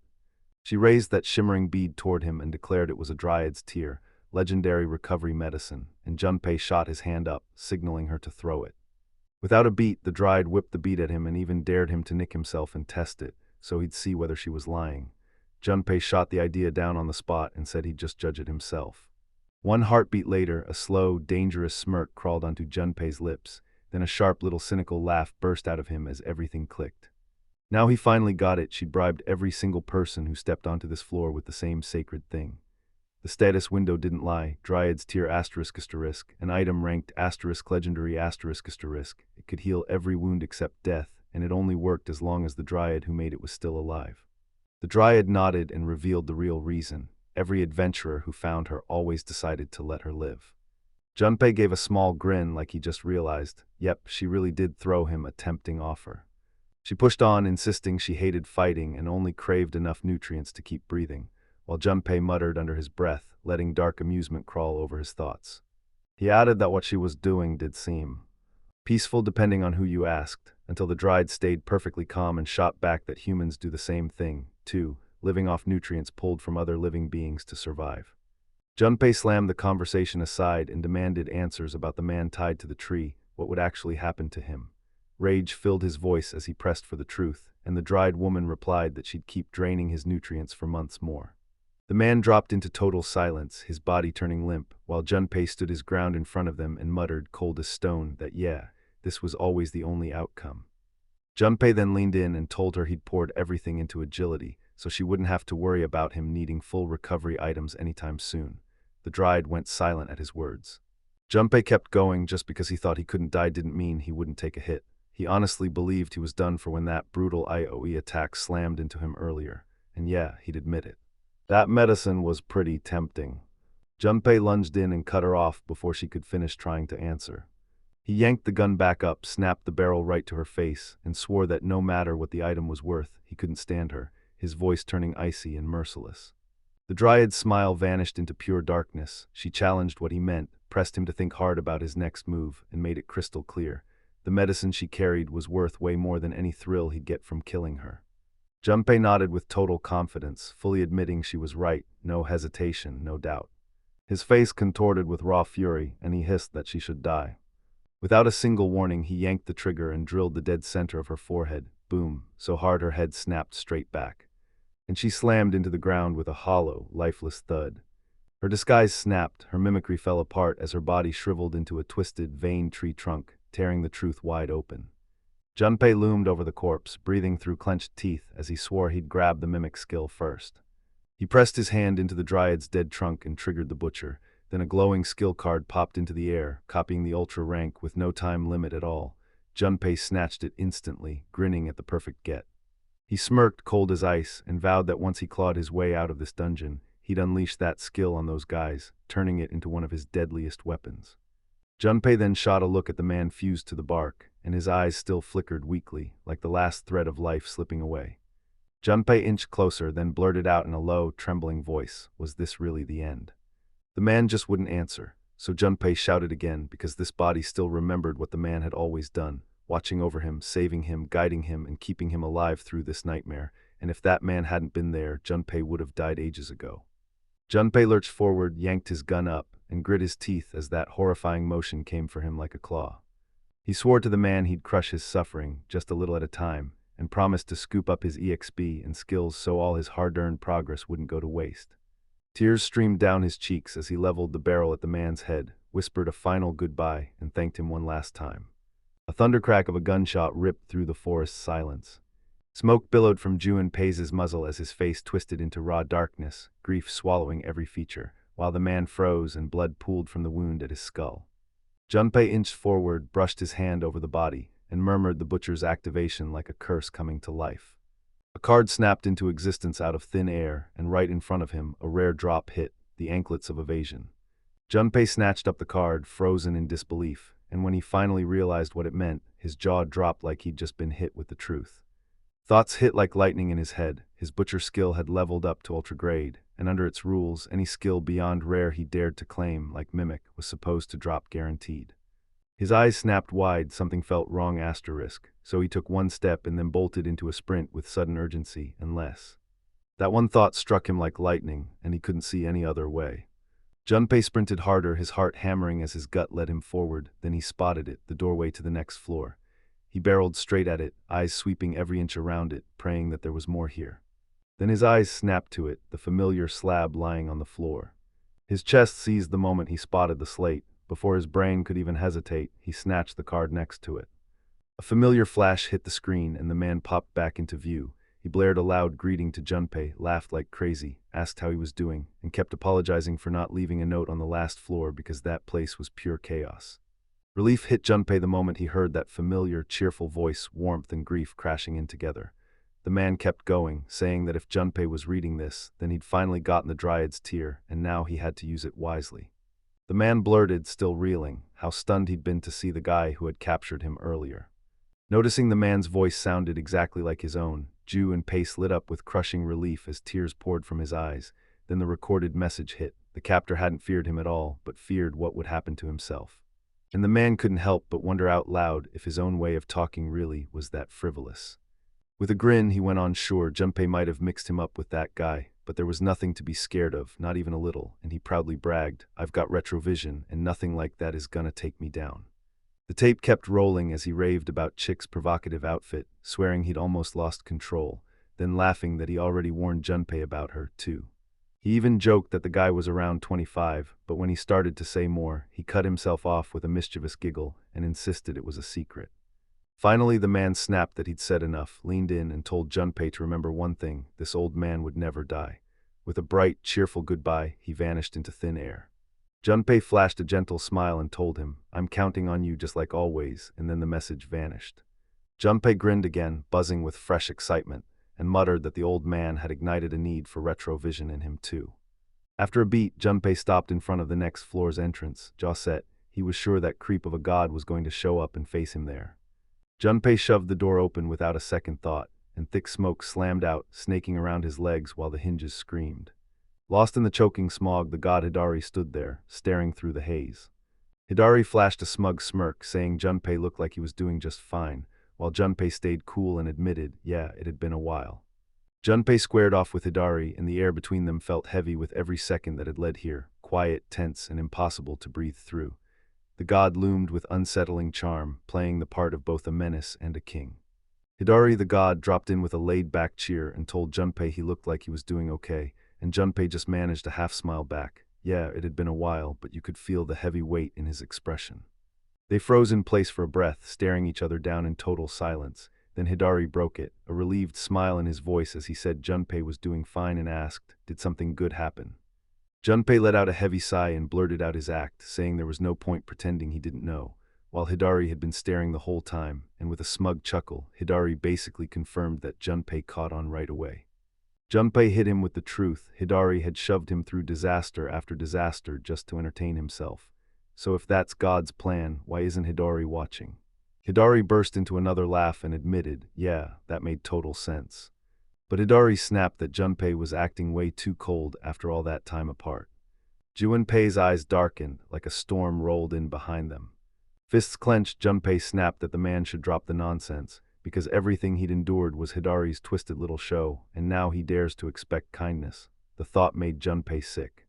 Hidari's face hardened as he snapped at Junpei, don't get cold with me, remember my power because I could blow someone's head open like fireworks in an instant, and don't test me or brush off my kindness. Junpei went silent for a beat, eyes locked on the threat like he was calculating the exact cost. He said it with stone-cold certainty. Hidari was dreaming.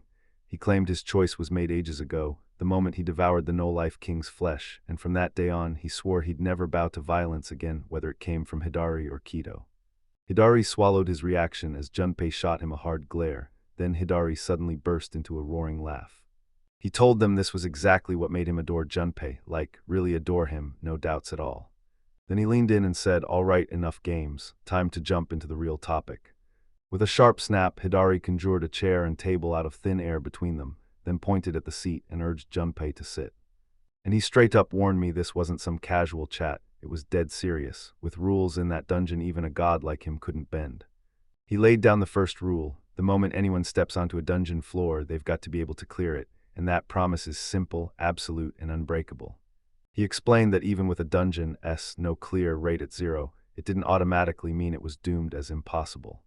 Hidari told Junpei he showed up for one reason, because the next floor can't be cleared in his current condition, yet Junpei just stared back with the same dead, unimpressed face. He demanded answers. Hidari cut in fast, saying Junpei's stats were way off. Attack and defense were both stuck at 5. Step onto a volcanic floor and the heat would kill him, and if he had to use an item that was heavy, he wouldn't even be able to lift it. Hidari warned that if Junpei kept pushing forward like this, he'd meet his end in some ridiculously humiliating situation, and Junpei clenched his teeth, powerless to fire back. Hidari kept talking. This dungeon was built for monsters way stronger than any normal human, and Junpei, forget strong, he was one of the weakest, jobless to boot. Hidari said he'd only made it this far because his status was wildly tipped in his favor, but that kind of luck wouldn't last forever. He said Ju and Pei didn't just survive, they cheated the rules so hard it basically changed the game. Then he swung straight at Ari Grint and said he'd decided to personally step in and help Junpei. He declared he'd help him escape, then Junpei snapped to a halt, staring in total shock. He stared in stunned silence at the bombshell, and Hidari stepped in to make it crystal clear. Leaving didn't mean going back to Japan, it meant wiping out the dungeon itself. Then Junpei would show up at the Adventurers Guild and start climbing his rank from there. Junpei repeated the words in pure shock, an adventure rank. Hidari straight up confirmed it. Junpei had to climb to rank B or higher. Once Junpei signed up, he started at rank C and climbed to higher ranks by knocking out enough missions. Hidari bluntly pointed out Junpei's job right now is a skill hunter, but the guild doesn't officially recognize it. Then he smirked. Once Junpei hits rank B, they'll have to stamp it as legit no matter how he acts, and he'll finally earn a proper class. After that, every time Junpei leveled up, Hidari made sure he gained 5 extra status points. Every lost point Junpei should have gotten up to now would be fully paid back. Then Junpei's eyes snapped wide as the truth hit. Hidari kept going and Junpei finally got it. He had to push every single stat to 300 with only 3 months on the clock, or else he wouldn't just crawl above rank B, he'd have to crank every stat up to match in that same deadline. Hidari told him, I don't care what you do outside, but you've got to be back in that dungeon in 3 months. Whether you use that time smart or waste it is on you. And when he said it, excitement flared in Junpei's eyes. Junpei thought he finally got what Hidari was saying, and deep down it mattered even. Once he stepped out, he could finally hunt down Kido and Noriko. Chasing them down mattered more than anything in the whole world. Hidari leaned in and told Junpei that the door up ahead led straight to the outside world. Then he fired off a quick, good luck. Before stepping out, Junpei muttered that he might as well slap on Mimic and swap his face, because he wasn't planning to run into those bastards anytime soon. In a blink, his face flipped into Hidari's like, yeah, this should be fine. Hidari erupted in wild laughter, staring at the droopy, worried eyes and the glowing golden hair, then grinned, calling Junpei adorable and saying he couldn't wait to bully him. Hidari warned him, if you want to hide who you are, don't touch a single thing you grabbed in that dungeon, especially not your poisoned blood. And Junpei shot back, opened the box anyway, and shoved his weapon away. Hidari blurted out, all fired up, asking if he was ready. Then he didn't give him a second to think before he launched him forward. Excitement ripped across Junpei's face. He swore he'd climb in status, then go hunt those bastards down. Junpei cracked the door open, stepped inside, and moved forward like his brand new face had finally become real. A wispy ribbon of smoke slid through the air, and Junpei snapped his head around, totally lost. Where was he? It was warm, reeking of sulfur. Was he standing in a hot spring? He slammed on the brakes the second he spotted someone standing right in his path.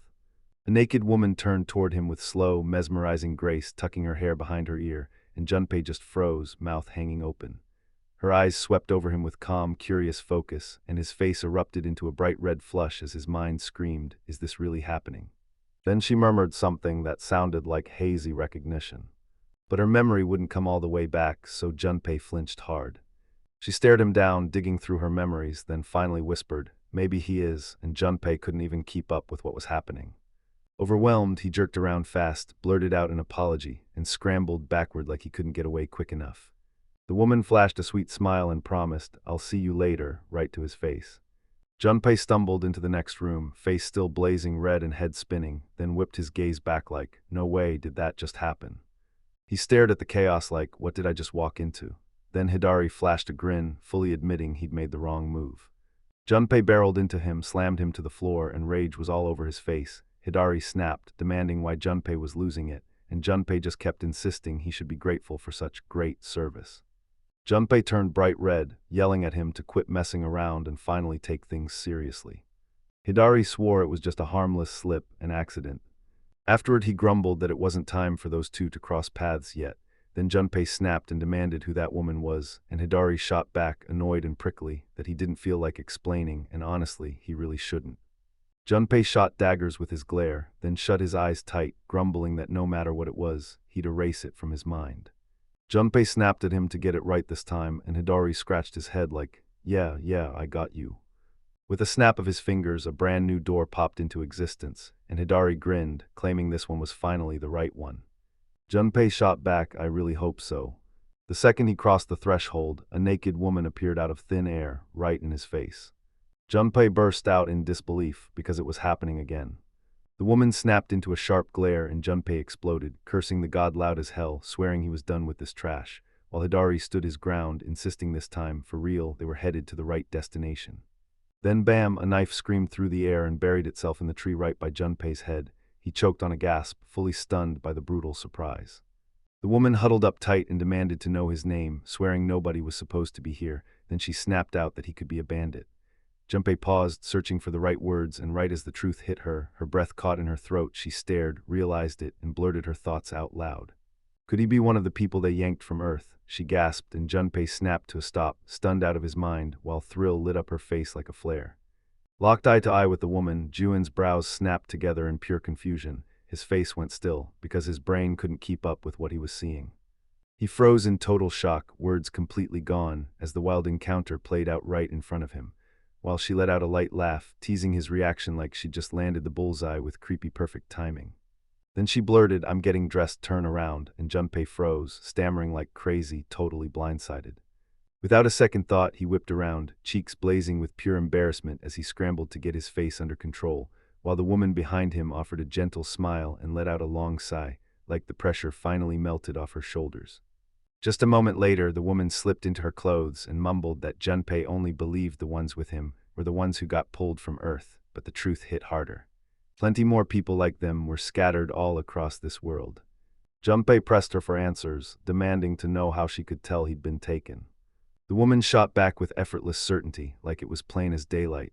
Then he popped up right behind her out of nowhere, and just that freaked her out enough to feel the gods at work, because that deity loved juking people around for pure amusement. She said in this world, every single word you blurt out gets instantly translated into the local language, whether you like it or not. So it turns out the language wasn't the giveaway. People usually clocked who was from Earth just by looking at how they looked, or the way they acted. Then the woman flashed a bright grin and introduced herself. Miya, Rizuki Miya, 21, from Japan, telling him she used to work as an apparel clerk back on Earth, but here she turned into an adventurer. She beamed at him, asked him which country he was from. Junpei grumbled about how she was an adventurer, then blurted that he was Japanese too, and that got it even weirder. Harada Takashi, a high school kid, and in his own head he realized this name was basically the real deal anyway. Miya leaned in, murmuring that he was Japanese too, and that his face and hair color were seriously unusual. Then Junpei admitted he'd got lost and got split from his friends. Miya flashed a warm smile and told him she got it, then she said, just call me Miya. With him being new to this world, she promised to take him around and show him everything. Junpei went dead quiet, lost in thought. He couldn't believe a total weirdo popped up the second he left the dungeon. But hey, if she was an adventurer, he could squeeze out some useful info. For now, he'd play along. After a bit, Miya finally blurted out that it felt like ages since she'd met another Japanese person, and the things she wanted to talk about were piling up fast. For now, she said, let's get him settled first, no long talks until we do. Miya pushed the city into view and told them this was her command center, the sacred city of Aya, where towering structures and non-stop streets proved the whole place was alive and roaring. She told him, relax around here, adventurers can land all kinds of jobs, and as long as you stay in this city, you'll never have to stress about food on the table. They kept marching through the town when Junpei suddenly blurted, asking where the Adventurers Guild was, because he wanted to become one too, and Miya gasped like she couldn't believe it. She told them straight, even if you got dragged from Earth into this world, you still needed a way to stay alive, so picking up the path of an adventurer wasn't some crazy idea, it was your best bet, because slavery or crime was the far worse end of the deal. She told him this world was nothing like the one they came from, then flashed a wicked grin and warned, mess up and you'll get eaten alive, right there between Jew and pagan. Please squint even harder. Junpei clocked that she was getting way too close, and Miya laughed it off, saying she was just kidding to ease the heat between them. Yet Junpei still feared she'd sniff out the poison inside his body, so he forced himself to back away. As the city's roar swallowed the streets, Junpei and Miya pushed deeper into the heart of it. Then it hit him. She cut into a grimy alley that didn't look right at all. Alarm flared in his chest. Were they still going to the guild, or was Mia leading him into something worse? His eyes narrowed, like he could already feel her scheme in the air.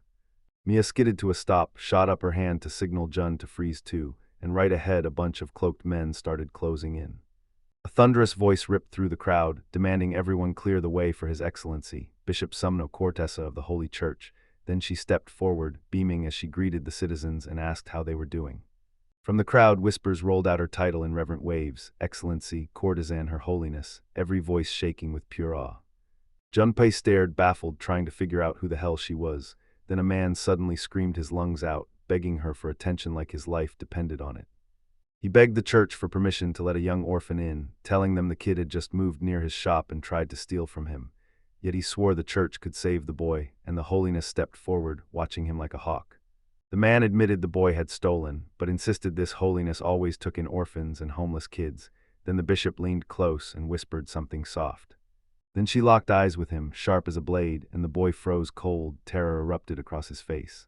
She laid her hand on the child's head and declared, "Sure, he sinned, but if he atones through hard work and serves others, he can still be saved." Her grin stretched too far, and her aura darkened as she declared, dead serious, that the church was built to save people just like him. The crowd murmured in awe at her holiness, and their worship rolled through the air like thunder. Junpei demanded answers from Mia. Who were those people? Mia snapped back that they were tied to the church and warned him, in no uncertain terms, to stay as far away as he could. She lined in and told him the church kept. They seized power all across the country, preaching honorable poverty and purity, but behind the curtain, the powerful were squeezing the people dry. Mia said everyone knew it, but nobody had the guts to challenge them. She told that boy only one thing: misery was waiting for him around every corner, and Junpei's face immediately darkened. Mia leaned in and told him the good news. The Adventurers Guild sat outside the church's reach, so for now, both sides held the power in their hands. She said the church wasn't some club common folk could even dare to question. That's just the world they were trapped in. Junpei shot back a quick "got it," and then after a beat, they hit the road again. Mia leaned in and said, "The guild's right up ahead."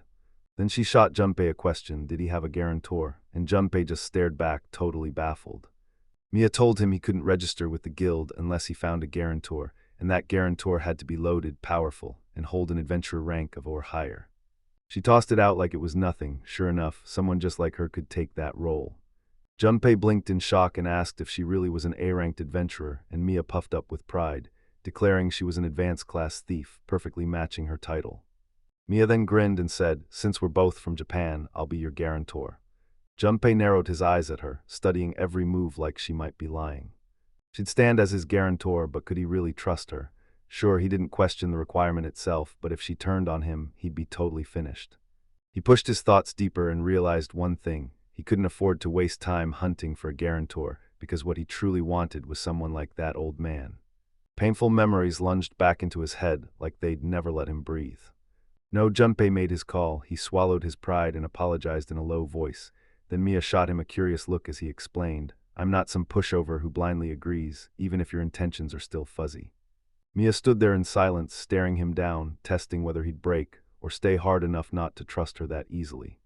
Junpei said, dead serious, that he didn't care what trick she had up her sleeve, and that there was nothing he couldn't handle. Suddenly a figure stepped forward, and a gentle but chilling greeting cut through the holiness. Junpei snapped around, stunned to see her standing there. She stared at him like a stranger and bluntly said she didn't recognize him, then asked straight out if he was homeless. And no matter if he had somewhere to run, her face twisted into pure, venomous malice. Junpei's mind soured. Damn, it was that old hag again. What did she want now? He could bolt if he had to, but if he ran, she'd retaliate and mess with his guild application. He fidgeted with panic, desperate to figure out what he could do next.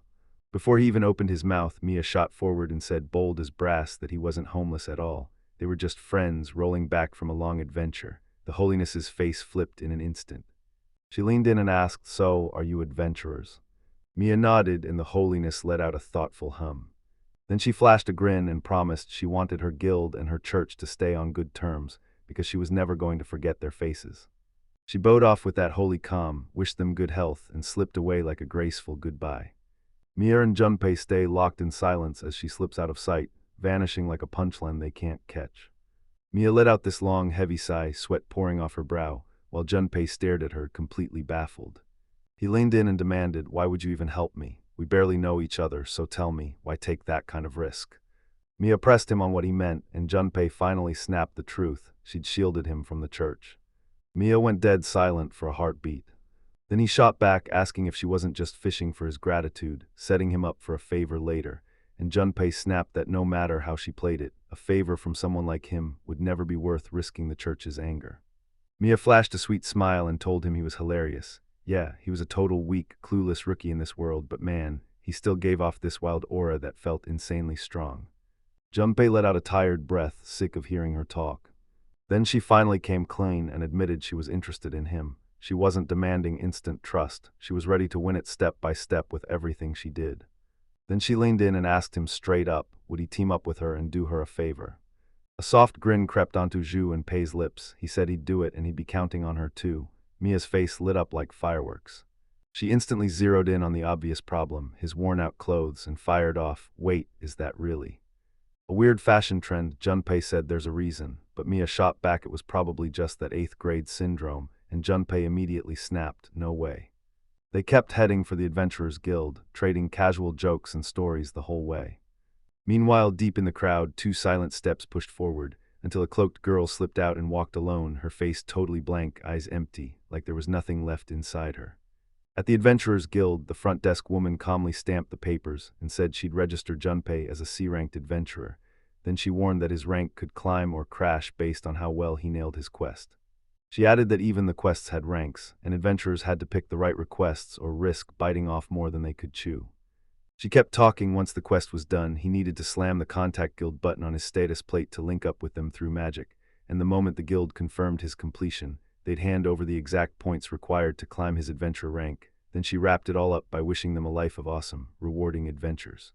Right after the registration wrapped up, Mia beamed and congratulated him on finally becoming an adventurer. Then she booked a room for their celebration and pushed for a toast. The second they slid into their seats, Junpei finally brought up the question he'd been holding on to for ages, calling her Mia-san as he went for it. Mia waved off the formality on the spot, told him to call her Mia without any shyness, and lifted her cup for a toast. So Junpei matched her, said Mia too, and made it crystal clear to himself that shyness had zero to do with it. Junpei leaned in and said he'd got his reasons, and he needed to rocket to rank B ASAP, not waste time grinding through tiny missions. Then he fired back, asking if there was any quest that could shove him up to rank B in one single shot. Mia froze for a second, then lit up and said she might actually know of a quest, sipping her cup while her mind raced through every possibility.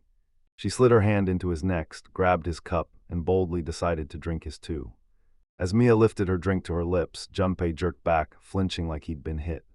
He jerked her to a halt on the spot, no hesitation at all, and ordered her not to take a sip. Inside, Junpei snapped at himself. His bodily fluids were poisonous. He hadn't gone deep into experiments, but he could only guess his saliva was just as toxic as his blood, and if she drank from his cup, that was trouble waiting to explode. Mia locked eyes with him and calmly said, "Yep, I knew it, my suspicion has been confirmed." She couldn't stop beaming, completely thrilled with herself. She flashed a grin and said he was exactly what she pictured, some guy whose body, or maybe everything about him, was crawling with toxins he couldn't quite control, like she'd seen the truth. Junpei went ice cold, completely stunned by how dead on she was. His fists tightened with pure frustration, and Mia burst into laughter, thrilled she'd nailed him again, gloating that to her, he was an open book. She warned him that he'd been keeping a careful distance from her the whole time, like he was terrified she'd sniff out his poison, so Junpei, growing suspicious, shot back, "Did you set me up?" She didn't even hesitate. She went ahead and took a sip from his cup anyway. Junpei lunged to stop her, shouting at the top of his lungs, but he was already too late, because a faint wet sheen clung to Mia's lips as she lowered the cup. She declared, loud and fearless, that poison had no power over her. No matter how hard he poured on the toxins, they wouldn't touch her. "It's one of my skills," she said, "a natural defense." Mia reminded him that since they'd agreed to team up, they should at least get to know each other, then reached out her hand toward him, making it crystal clear she trusted him. She said she had other tricks too, but to fire them, she had to lock onto her opponent first. Junpei hated admitting it, but his gut knew it. He didn't stand a chance against her, and Mia stared at him with wide, confused eyes, wondering why he was hesitating. He let out a heavy sigh, then started spilling his real power, saying one ability was total resistance to every abnormality, letting him survive the toxins inside himself, because without it, he wouldn't have made it. He hinted he had even more skills, but promised to reveal them later, and Mia burst out, yelling that she totally got it. She leaned in and asked what he did for work. Junpei shrugged and said, "Nothing." Mia's eyes narrowed and she instantly figured it out. He was a skill hunter. Junpei demanded how she knew, and Mia snapped back that the first time she got summoned, she'd spotted a handful of people just like him, and every single one of them was dead. Mia fired back, asking what he'd do once he finally hit rank B, and Junpei didn't blink. He said he was on the hunt for someone. She blurted out, could it be a friend? He snapped a quick no, staring at her with a sharp, unblinking look. Mia let out a soft sigh, then flashed a bright smile and said she understood, because this world has been brutal for both of them, and after she showed up, her own experience hit just as hard. She admitted she finally understood his pain, and Junpei just dropped his head, swallowed by his own thoughts. After a quick beat, Mia told him to save his reasons for later, and right now, she made him repeat it, rank up, so he can stay with one single mission. Mia told him they could take a quest under his name, and she'd help him finish it. She even pointed out that not many quests matched that exact demand. Junpei let out a heavy, defeated sigh. Then Mia snapped, I might have found something. Right on cue, a new quest just hit the boards, perfect timing, and she pitched, let's take it, track down a missing chimera, and the payout is 3,200 rank points. Next, they raced to the spot Mia pointed out, where she swore a sneaky magician who cooked up chimeras had finally been taken down. Because he didn't just create them illegally, he also trafficked them, and now he got exactly what was coming. She said the party that took him down still didn't finish the job. Those chimeras were only beaten, not wiped out, and now this was basically cleanup duty, a full-on subjugation quest. Mia admitted she wasn't totally sure how strong Junpei really was, but she felt this mission wouldn't give him much trouble. Finish it, and he'd be nudged up to rank B, right on the edge. She snapped that they needed to clean up the mess, then her voice cracked as she confessed something else was weighing on her, and Junpei stared at her, totally thrown off by the sudden turn. Mia said it wasn't tied to their job right now, but a rumor's been burning through town. Someone's been sweeping these areas clean early, leaving everyone else in the dust. She promised that no matter how brutal the quest or how terrifying the monster, this adventurer would snatch the toughest, high-level jobs, hunt the biggest subjugation targets, and pocket the rewards and experience before anyone else even had a shot. Mia leaned in and said this person was feared as the white-hooded woman, and that she hunted skills. Junpei couldn't stop thinking about the idea of a female skill hunter, and it stuck in the back of his mind. A name flashed through his mind, and Mia as a candidate came to the forefront. Then Mia warned him straight up, fighting her would be pointless, and if they ever ran into her, they needed to bolt, and Junpei shot back a quick, got it. They slipped into the area with razor-sharp caution, and Mia's eyes widened. Every trap was already knocked out. She clicked her tongue, fuming, because she'd been dying to show off her thief skills. Junpei clammed up, choosing to tune out her playful grumbling, and Mia shot him a quick look. Then he grinned and shot back that if his body was clogged with toxins, there was no way he'd be able to have sex, because that question made his face burn red on the spot. Junpei choked on the implication, and Mia pushed harder, demanding to know if he was still a virgin. Junpei snapped that he'd already told her to stop with those comments, and Mia gave a quick apology, but then she admitted, straight up, that in reality there were only a few people he could safely get close to. Take that girl with poison immunity. She dropped little hints that it was her, and Junpei just shot her a tired, emotionless stare. Mia burst into a giggle and swore it was just a joke. Then Junpei froze up, his blush burning even deeper. Right then Mia and Junpei both jolted stiff, like their instincts suddenly snapped to full power. Out of nowhere, a monster erupted toward them, and both of them snapped out of the way at the last second. They snapped their attention to the creature, staring it down with sharp, ready eyes, because this monster towered over them, grotesque and warped, half-bald with hair only on one side, jagged fangs jutting from the right side of its twisted mouth, and it was braced to lunge again. Junpei and Mia snapped into fighting stances, bracing as that monster loomed over them, ready to crush everything in its path. Junpei snapped on his appraisal skill, and a glowing window popped up, Chimera, a human-meets-dragon mashup at the core. The danger rating jumped around depending on the build, but this one hit rank B. It was a magically engineered creature, stitched from both organic and inorganic stuff, and its power rose or fell based on the materials they used. Mia snapped that the man fused into the Chimera was beyond saving, twisted past any chance of fixing. It's kinder to end it, she muttered as she raised her weapons, and she told Junpei to stay back while she put him out of his misery. The Chimera came in with another brutal strike, and Mia juked out at the last second, backing up as it tore past her by inches. She hurled her weapon forward to stop it, but the Chimera just slipped right through her throw. The monster snapped back with another brutal swing, but Mia shot aside in a flash. Then the attack crashed into the floor instead. As Mia got ready for another clash, she finally clocked just how insanely fast the Chimera was, and this was going to eat way more time than she'd hoped. Right then, Junpei snapped that she'd taken too long, like he might as well do it himself, and Mia whipped her head over in shock.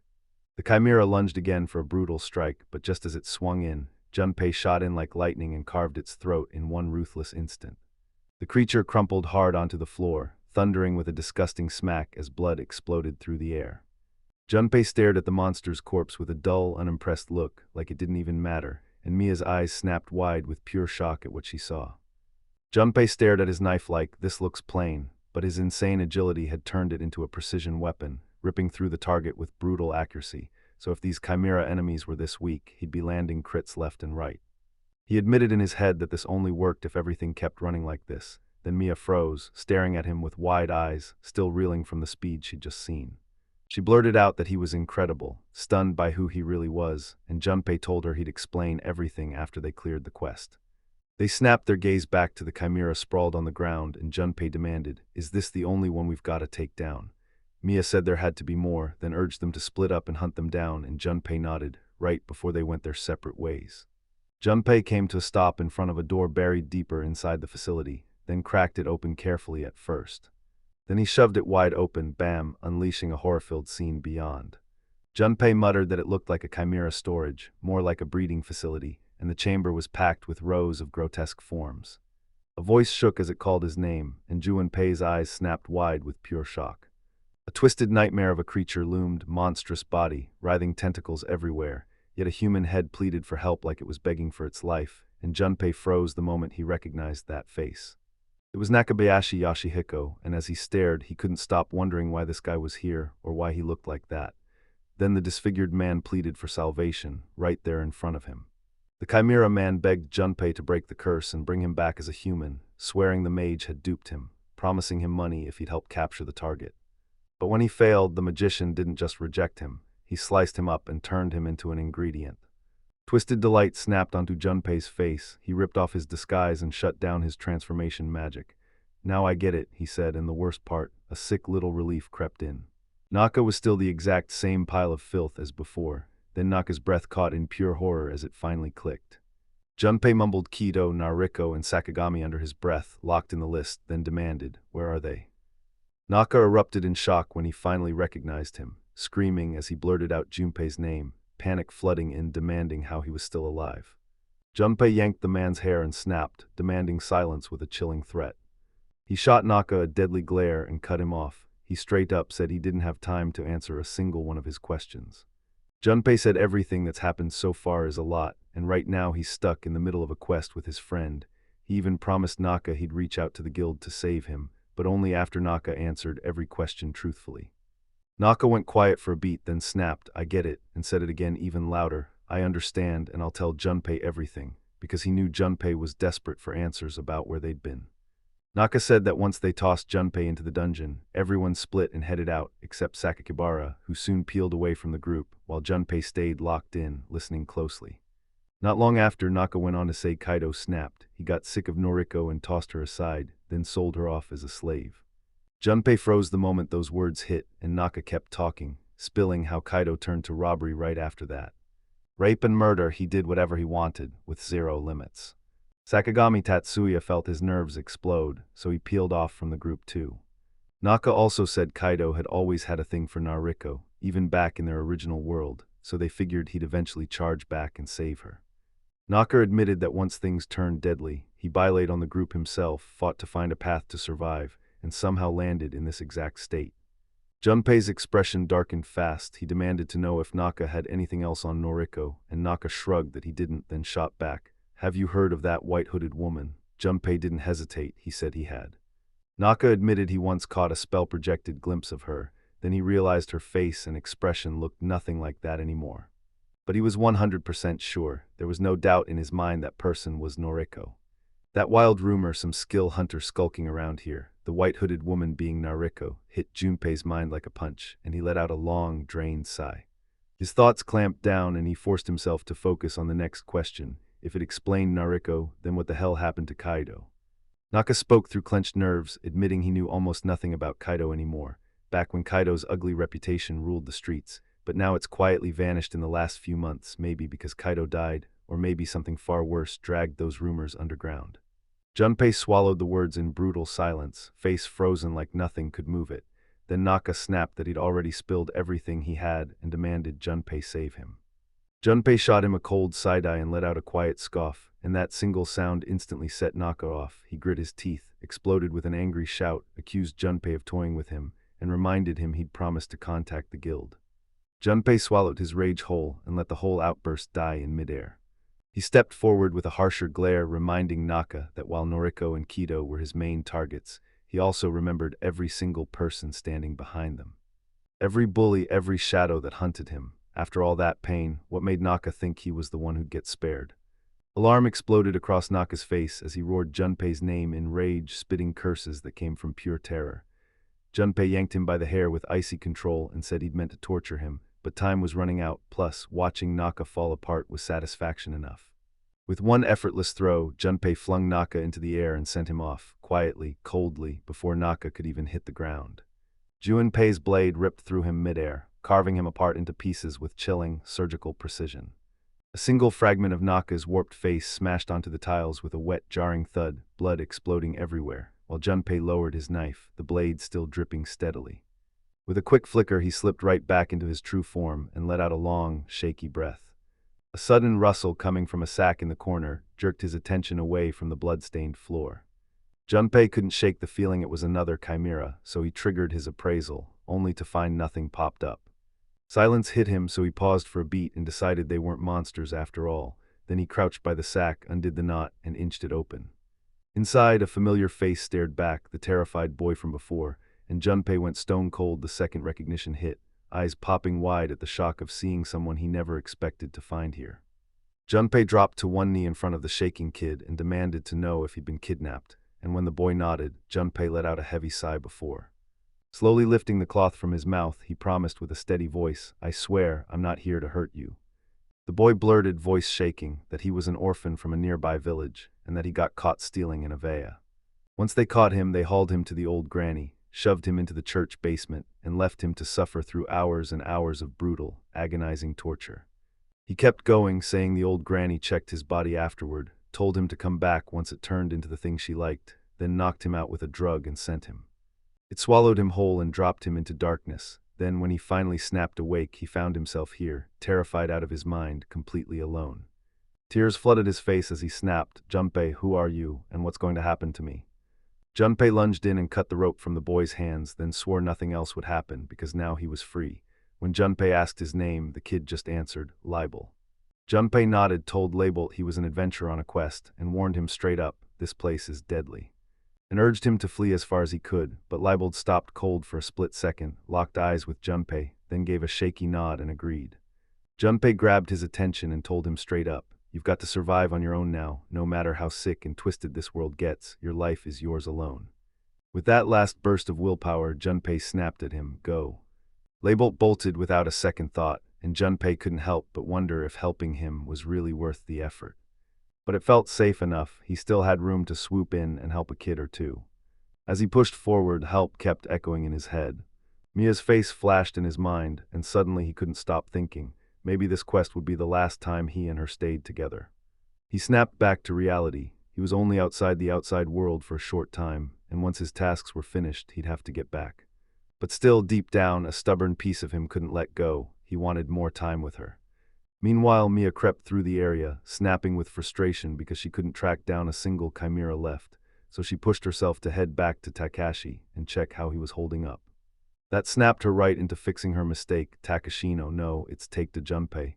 She couldn't wrap her head around it. He just casually butchered his own name into some fake one. To her, he felt like a total mystery, clueless about this world, but weirdly, ridiculously powerful. Once this quest finally wrapped up, she vowed she'd pry the truth out of him. His battles, his past, and maybe even the story behind his very first romance. If things kept moving, she vowed she'd stand by him, right there with him together. Mia froze when something snagged her attention, a silent figure standing in the courtyard, and with her eyes narrowed, she crept up and leaned around the wall to get a clear look. A shadowy stranger loomed in the middle of. Just as Mia surged to another peak, her vision snapped into focus. Right there, it was a woman. Mia spotted a monster lying in the dirt and couldn't help wondering, did this stranger wipe out the last of the chimeras? A cold sweat burst onto Mia's face, dread clamping down on her chest because this woman felt brutally ominous, so Mia started to guess until that mysterious woman vanished in a blink, then popped right in front of Mia, and Mia knew her instantly, the white-hooded woman. Before Mia could even react, a brutal punch slammed into her, blasting her backward and making her skid across the ground. She barely kept herself upright, then yanked her grip tighter on the end of her weapon. Mia's eyes narrowed as she realized the woman was way too strong, and she knew fleeing might be her only shot, because if she ran and dragged that threat back toward Junpei, everything could explode into something worse, but maybe, just maybe, she could stall her long enough to stop disaster. Her face went ice cold, and she hurled a razor-sharp weapon straight for the woman's eye. The white-hooded woman twisted out of the way with effortless speed, her eyes snapping wider just before Mia launched herself forward with raw determination, muttering that she needed to knock her out while she still could. The woman snapped out a swift kick and sent Mia's strike skidding away, their moves razor-sharp and perfectly timed. Mia didn't hesitate, she sprinted straight at her, clutching her weapon like it was life itself, just as the woman lifted her fist to smash her the moment they collided. Mia yanked her hidden strings, and the razor-sharp curved blade sliced through the air from above, diving straight for the woman. Mia's eyes flared with triumph as she convinced herself she had it won. Meanwhile, Junpei snapped to a stop, feeling a nasty chill crawl through the air, and a bead of cold sweat slid down his cheek as he realized something was horribly wrong. He couldn't stop wondering if that noise was Mia battling chimeras, or if it was something way more terrifying. He bolted toward the noise, burst out into the open, and a nightmare of a sight slammed the life out of his feet, freezing him dead in his tracks. Two silhouettes slammed into each other in front of him, striking with ruthless, dead-on precision. Blood kept dripping in a steady rhythm, painting a crimson trail across the floor as Junpei fought to make sense of what he was seeing, because he thought he'd already seen every kind of nightmare. It was nothing like anything he'd ever lived through before. What he saw hit his brain like a wrecking ball, too brutal to even process. So hard-hitting that he froze solid, stunned, rooted in place, and completely unable to move the woman's fist. Jump watched it happen, an instant of pure horror as the blade drove straight through Mia's stomach, pinning her in midair while shock wiped the life off her face. The woman's arm was shoved deep into her, and Jump's mind tore open with Mia's name. Then Nariko's hit right after, his eyes locked wide and unblinking on the brutality still unfolding in front of him. Her fist punched clean through Mia's stomach, and Junpei just snapped still, mind spinning like crazy as the impossible hit him all at once. Noriko, the white-hooded woman, that sudden crash, the blood, and the shock of realizing she was here at all. Mia, what just happened? The attacker slowly dragged her arm out of Mia's stomach, and Jiuin's eyes kept widening, pure horror flooding him as the nightmare unfolded, like he could never wake up. Mia slammed hard into the ground, blood splattering out in a burst, and right in the same breath, a glowing skill card formed in the woman's hand. It was the poison immunity skill card. Its description said every poison would fizzle unless it slipped in through an open wound, and Junpei's jaw just hit the floor in total disbelief. Then the white-hooded woman went stone still with zero sound, then slowly, like smoke, she faded away and vanished like she'd never even shown up. Junpei stayed stone cold, screaming Mia's name inside his head, the shock clamping down on him until it finally slipped, and then power surged back into his legs. He lunged into a desperate sprint, eyes pinned to her injured body, shouting her name in his mind over and over. Mia. Junpei hit his knees and hauled her into his arms, yelling her name like his life depended on it, while Mia coughed up blood in front of him. Agony ripped through her body as she fought to say his full name. Then Junpei screamed her name again, Mia, his voice shaking as she lifted a trembling hand. He lifted a trembling hand, like his body couldn't hold him together. In her clenched palm a tiny object sat, then with her final scrap of strength she crushed it. In a blink her wound snapped shut, stitching itself back together as weak light danced across her stomach. Mia gulped a shaky breath and told them it would give her a little more time, even as her own voice trembled with how close it all was to breaking. A sharp, pained laugh escaped her as she admitted she'd totally misjudged that woman, because damn, she was way stronger than anyone expected. Junpei tried to stop her, swearing he'd hunt down someone who could actually heal her, but Mia rasped back his name, Taekwon, with a shaky voice, strained yet unbreakably firm. She warned him her time was already slipping through her fingers, and that the medicine she'd taken could only buy her a little more life, barely. Mia snapped that this wound wasn't something regular healing magic could touch, because she was going to die any moment. Junpei went totally still when she spoke, and the truth hit him like a wrecking ball, helplessness clawing hard at his chest. Mia spoke in a trembling whisper, begging him to lay her to rest before the end finally struck. She pushed him to gulp down all of her EXP and every last skill like it was nothing, like it was just a simple request. Even with blood steadily streaming from her lips, Mia still pulled off a soft, heart-wrenching smile. She told him the white-hooded woman had already ripped away her poison immunity skill. She didn't even know the exact rules skill hunters lived by, but she still had two others left, and she wanted him to have them. Junpei's eyes lit up with shock the moment he realized she'd figured out his real name, and Mia let out a quiet little chuckle, sheepishly admitting she'd peeked at his status earlier. She said that the white-hooded woman had dropped a weird hint, something like, "You've got to apologize to Junpei for tossing him into the dungeon in the first place." Mia confessed she didn't totally get what they were to each other, but she could feel it. Junpei still had unfinished business with that woman, and that's exactly why he needed her. They went dead quiet, and the weight of it all dropped between them like a suffocating shroud. Junpei's face twisted with pain as he shut off his transformation magic, and just like that, his real appearance snapped back into view. Then he admitted it was true. He'd only changed his look to pursue. Revenge burned in his chest, and he vowed to finish it, no matter what it cost. But Mia, he raged inside his head because there was no way he could swallow this, not like this, and not here. Junpei shook under the crushing weight of everything, and Mia leaned in with a gentle, encouraging smile, then shut her eyes as if she was bracing him for what came next. A soft chuckle slipped out of her as she confessed how unreal it all felt, like they'd hardly even met. And still, every second she'd shared with him was the happiest she'd ever felt since landing in this world. Mia paused, gulping air between breaths, then snapped, "Don't you let my death be wasted." She swore her life belonged to her, and she was going to decide exactly how it ends. Junpei froze, panic and rage churned inside him like a violent storm while the night pressed in, and leaves drifted past in the cold wind. He didn't say a thing. He popped open the box and yanked out his gun, his hands shaking like crazy. Mia called him over in a soft voice, Junpei-kun, and told him that no matter how icy he looked on the outside, her eyes always caught the kindness leaking through, and he'd better be ready to face that, whether he wanted it or not. Junpei's faces contorted like they'd been hit, his expression twisted into pure, unbearable agony. Mia let out a soft giggle and leaned in to whisper that she'd genuinely come to adore him exactly as he was right now. She shoved him to move faster, begging him to finish it before her life drained away for good. Tears tore down Junpei's face as the shot ripped through the quiet night, blood splattering the darkness like a crimson flower exploding open. Junpei didn't even blink. He just stared in silence as Mia's hand drained of color, her life slipping away with every slow beat. A card and a status window popped into existence right in front of him, flickering wildly as they floated in the air. Junpei just stared at them, jaw set and lips tight as stone, then slowly reached out. He brushed Mia's body, hit the butcher switch, and the screen exploded with two fresh skill cards, one of them being Dagger Mastery, a heroic ranked skill. Junpei couldn't shake the idea that Nariko only grabbed poison immunity because she thought those last two skills were totally useless. He finally got why Noriko couldn't handle daggers, and why that other skill looked pointless at first, even to him. Junpei narrowed his eyes, staring harder and harder, thinking that if he mastered this the right way, that power could turn into his secret trump card. That's it, his exact trump card, just like he imagined, and it's the one move that could smash Noriko. And it wasn't some cheap trick. This was the kind of trump card only he could pull, a weapon forged to fit him perfectly.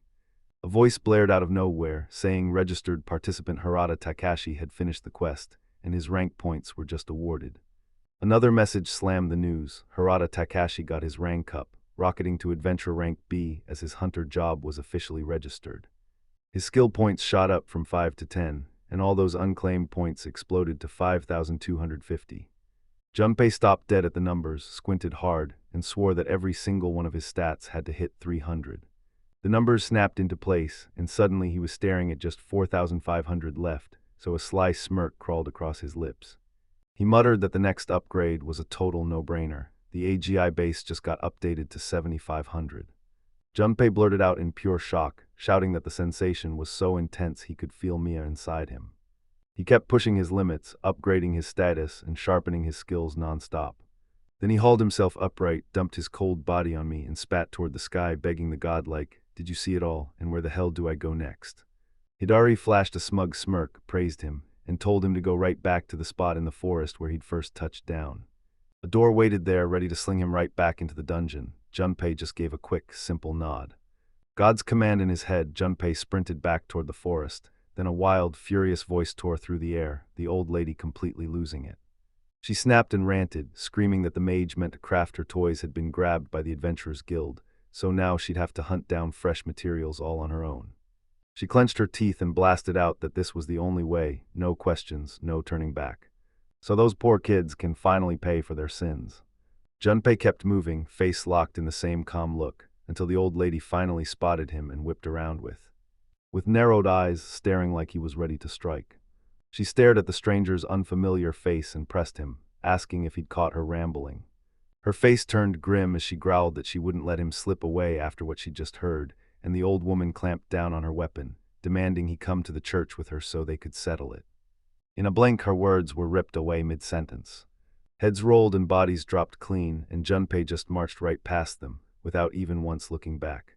He kept moving forward, cold and silent, step after step, until his legs suddenly gave out and dropped him to the ground. Junpei crumpled to the ground, eyes blazing with a vengeance so fierce it swallowed the night, and he hissed her name like poison, "Tatsumiya Noriko, you're dead." Juin's thoughts careened in dizzy spirals as he grilled himself. What happened to Noriko after that betrayal, how she even survived alone, and what kind of nightmare could have warped her so badly. Yeah, in this twisted world he can't help but picture the nightmare she's been trapped in, and anyone forced to live through that kind of hell gets twisted into something else. But not him anymore, not after everything that went down.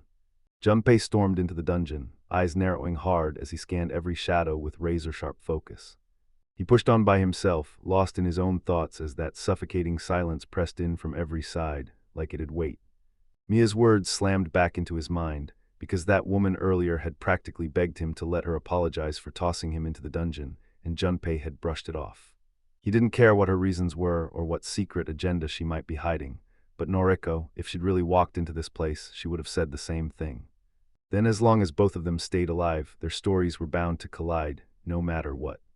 Junpei muttered through gritted teeth, the scorching heat crushing down on him, and he finally got what that guy meant: before you clear the floor, you don't just magically survive it. Now he stood there, forced to admit it, and if he'd only had 5 points in defense, he would have cooked alive way before he ever got this far.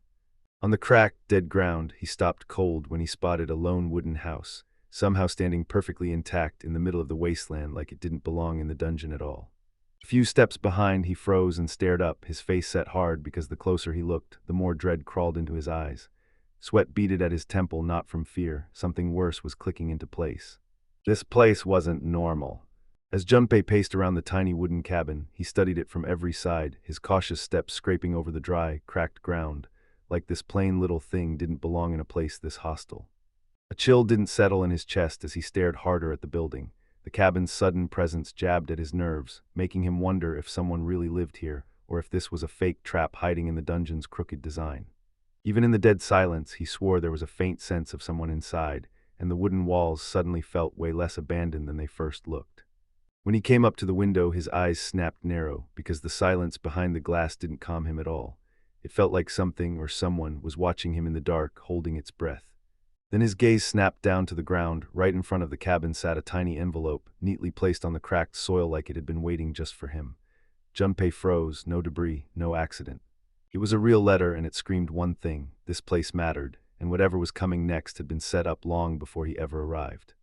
The moment he grabbed it, that familiar man popped into view like a magician, then greeted Junpei with way too much energy, launching straight into a blur of questions, firing off concern about his health, and then teasing him about whether he'd found a girlfriend yet, laughing like he couldn't help himself. Then the man launched into a wildly exaggerated rant about the floor's nature, and it turned into pure, frustrating misery. He broke it down, pure brutality in every breath, and warned that a massive manticore was lurking nearby. He didn't just say it attacks, he bragged that it can triple smack you in a heartbeat, coating the hits in poison and paralysis, then shrugged off pain with monster-level physical and magical resistance while even healing itself, making it an absolutely terrifying nightmare. And with that, he casually tossed in, "All right, I've got to book it now." What? Junpei wasn't even sure escape was real. His last tears were dried up, every drop was gone, and that manticore was definitely waiting for him in a cave on the eastern hill. Junpei scanned the area and quickly spotted a cave far off. The man insisted that, in theory, there was still a way out if Junpei played the wait game and seized the right moment. Then he tossed Junpei what sounded like real luck and disappeared. Junpei's eyes bulged as the man's words thundered in his head. This entire floor was crawling with a monstrous-ass manticore.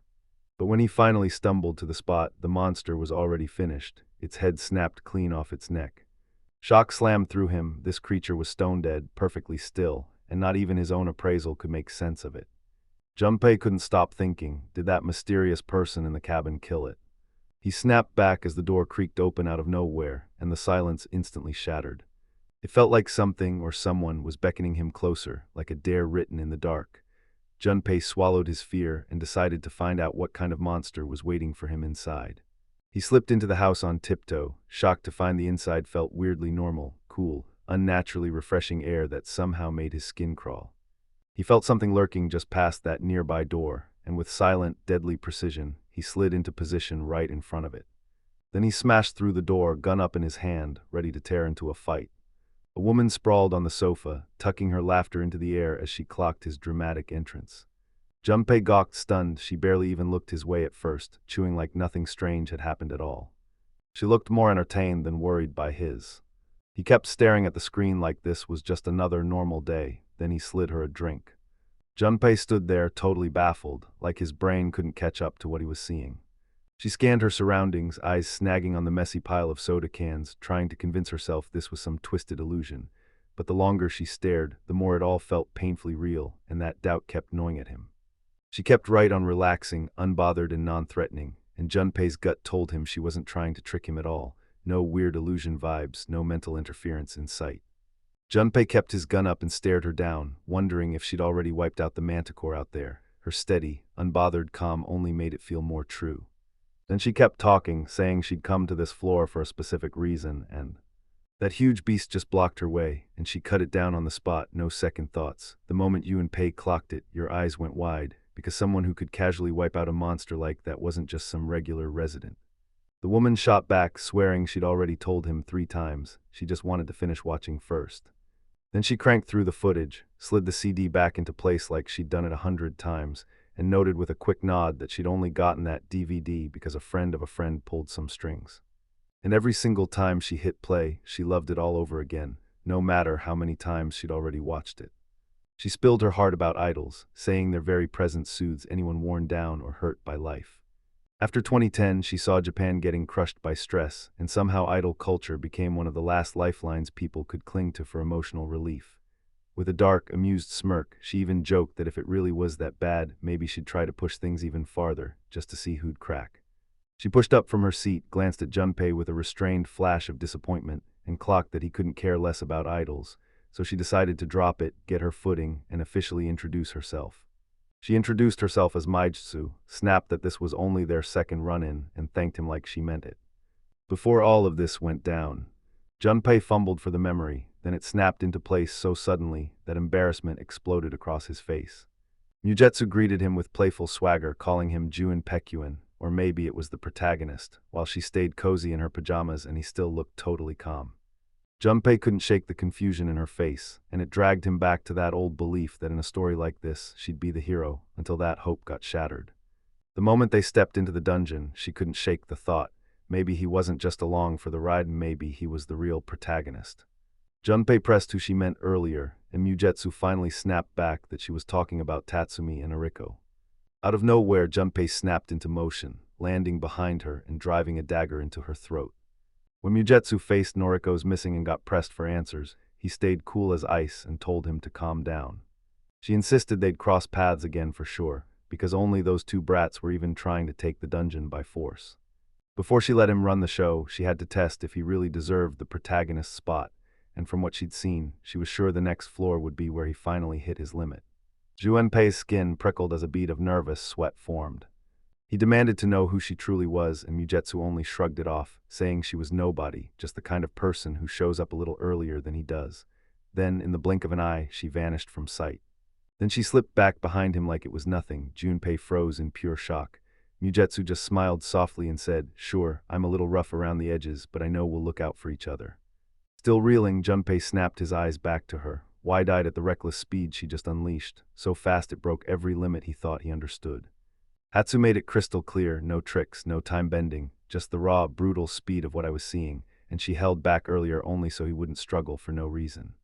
Finally, she pointed down the hall and flashed the next floor door. Just like that, it was wide open. Mugetsu shoved Junpei ahead and revealed the truth. The door to the next floor had finally swung open. Her steps stayed steady and sharp as she guided him straight toward it. She flashed him a small, knowing smile, but Junpei shot back only a sharp, cautious stare, guard up like always. Junpei pushed forward, eyes scanning the ruined streets as quiet silence swallowed the air, while his mind spun in circles over thoughts he couldn't shake. He kept pressing her, asking what she really knew over and over, but every time he got close, she smoothly dodged the question and redirected him, until he had no choice but to go through that door exactly the way she wanted. He was sure this Maijutsu woman had something on Noriko, so he decided to play nice for now, just long enough to uncover what she was hiding. Her speed wasn't normal, it was terrifying, and her fighting power put her legs ahead. Junpei realized there was no way he could push anything out of her, not even if he tried. With his mind racing, every step he took clicked out a quiet echo on the pavement. Right when he stepped through the door, that confidence crumbled, because something unexpected hit him, and he couldn't shake the fear that it was all part of Maijutsu's plan. Then a tired sigh slipped out of him. After swallowing the reality, Junpei decided to read the next letter, and the moment he opened it, the same guy popped back into view, blasting his usual loud cheers before launching straight into a full-on explanation of the monster on this floor. With a proud grin, the man announced that the thing waiting on this floor wasn't just any enemy. It was a minotaur, a beast feared for raw, crushing strength and brutal rage. He drove home how brutally powerful this monster was, saying it was just as deadly as the manticore from the last floor.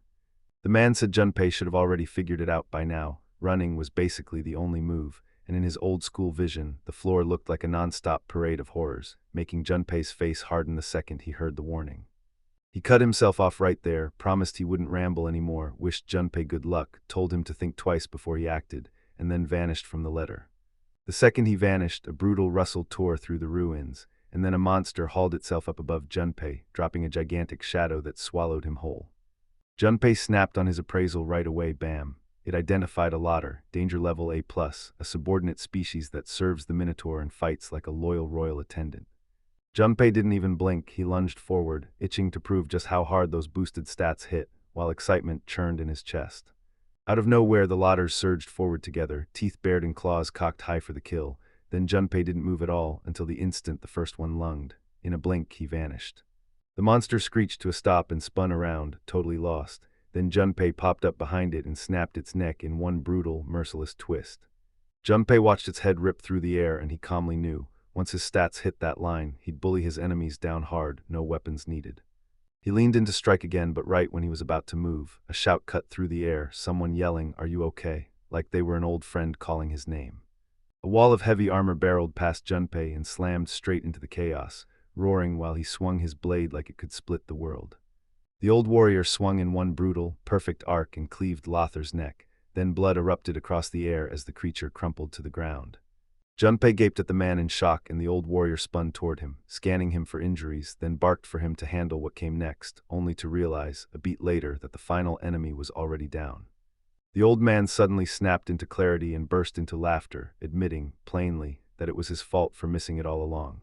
He told me he spotted Junpei alone and unarmed, then bolted in without even hesitating, and when he saw how strong Junpei was, he blurted out that he was a master baller, then burst into loud laughter, while Junpei just melted with embarrassment at the surprise title.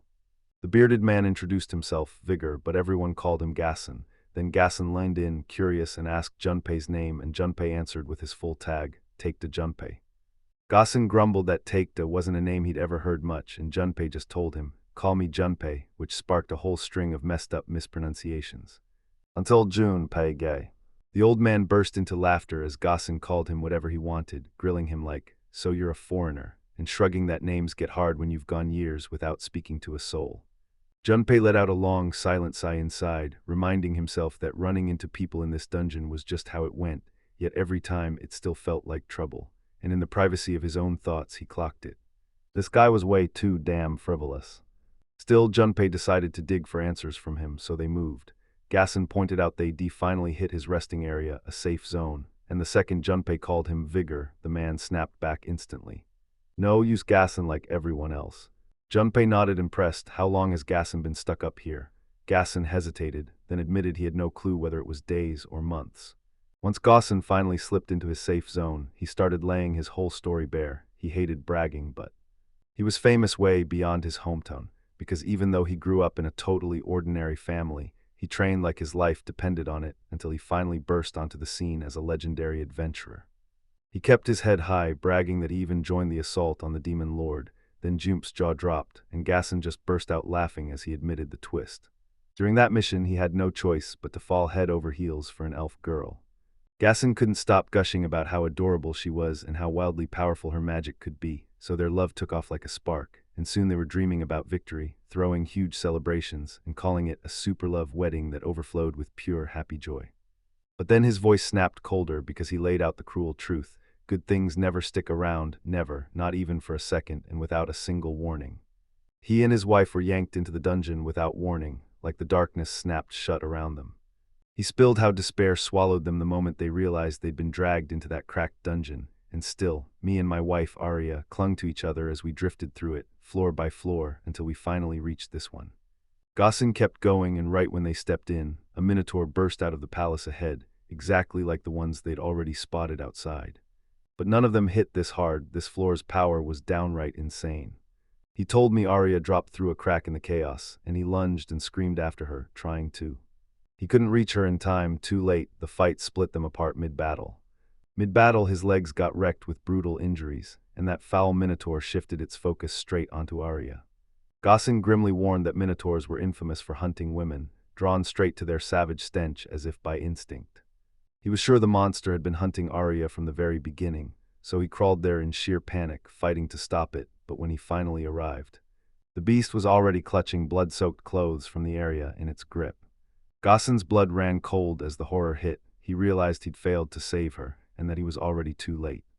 Junpei leaned in hard as Gaussen kept talking, how he'd fled to this safe zone to recover, praying that at the very least he'd find Arya's body and finally lay her to rest. But the Minotaur had swallowed it all, bone, blood, and hope, until there wasn't a single scrap left, not a trace, not a hint. He confessed his heart screamed for revenge, but without a way to bait that monster out, he stood no chance at all.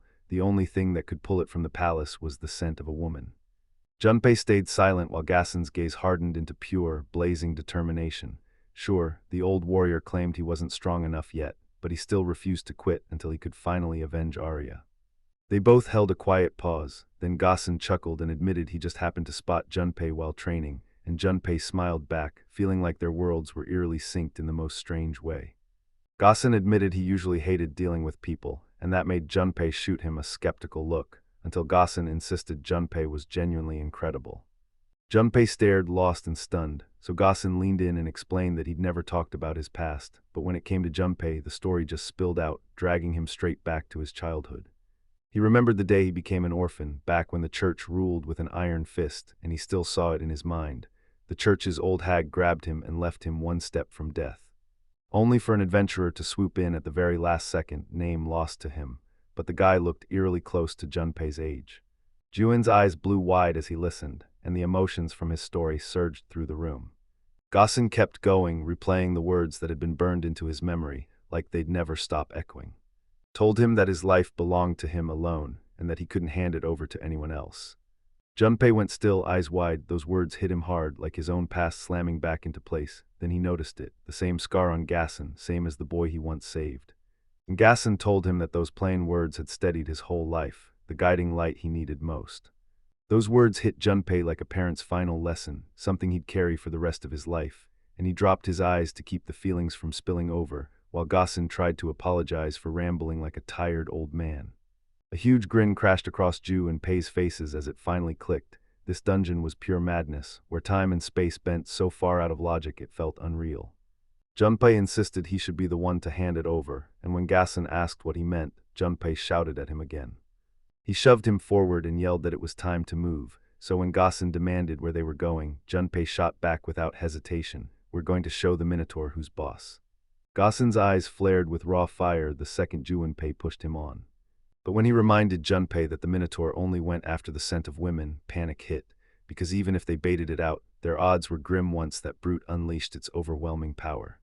He admitted he could tell Junpei wasn't some ordinary guy, but that didn't mean they could afford to ignore how brutal that monster's strength really was, and Junpei just answered, cool as ice. So that just meant they'd have to hammer it harder, like kick its ass with everything they had.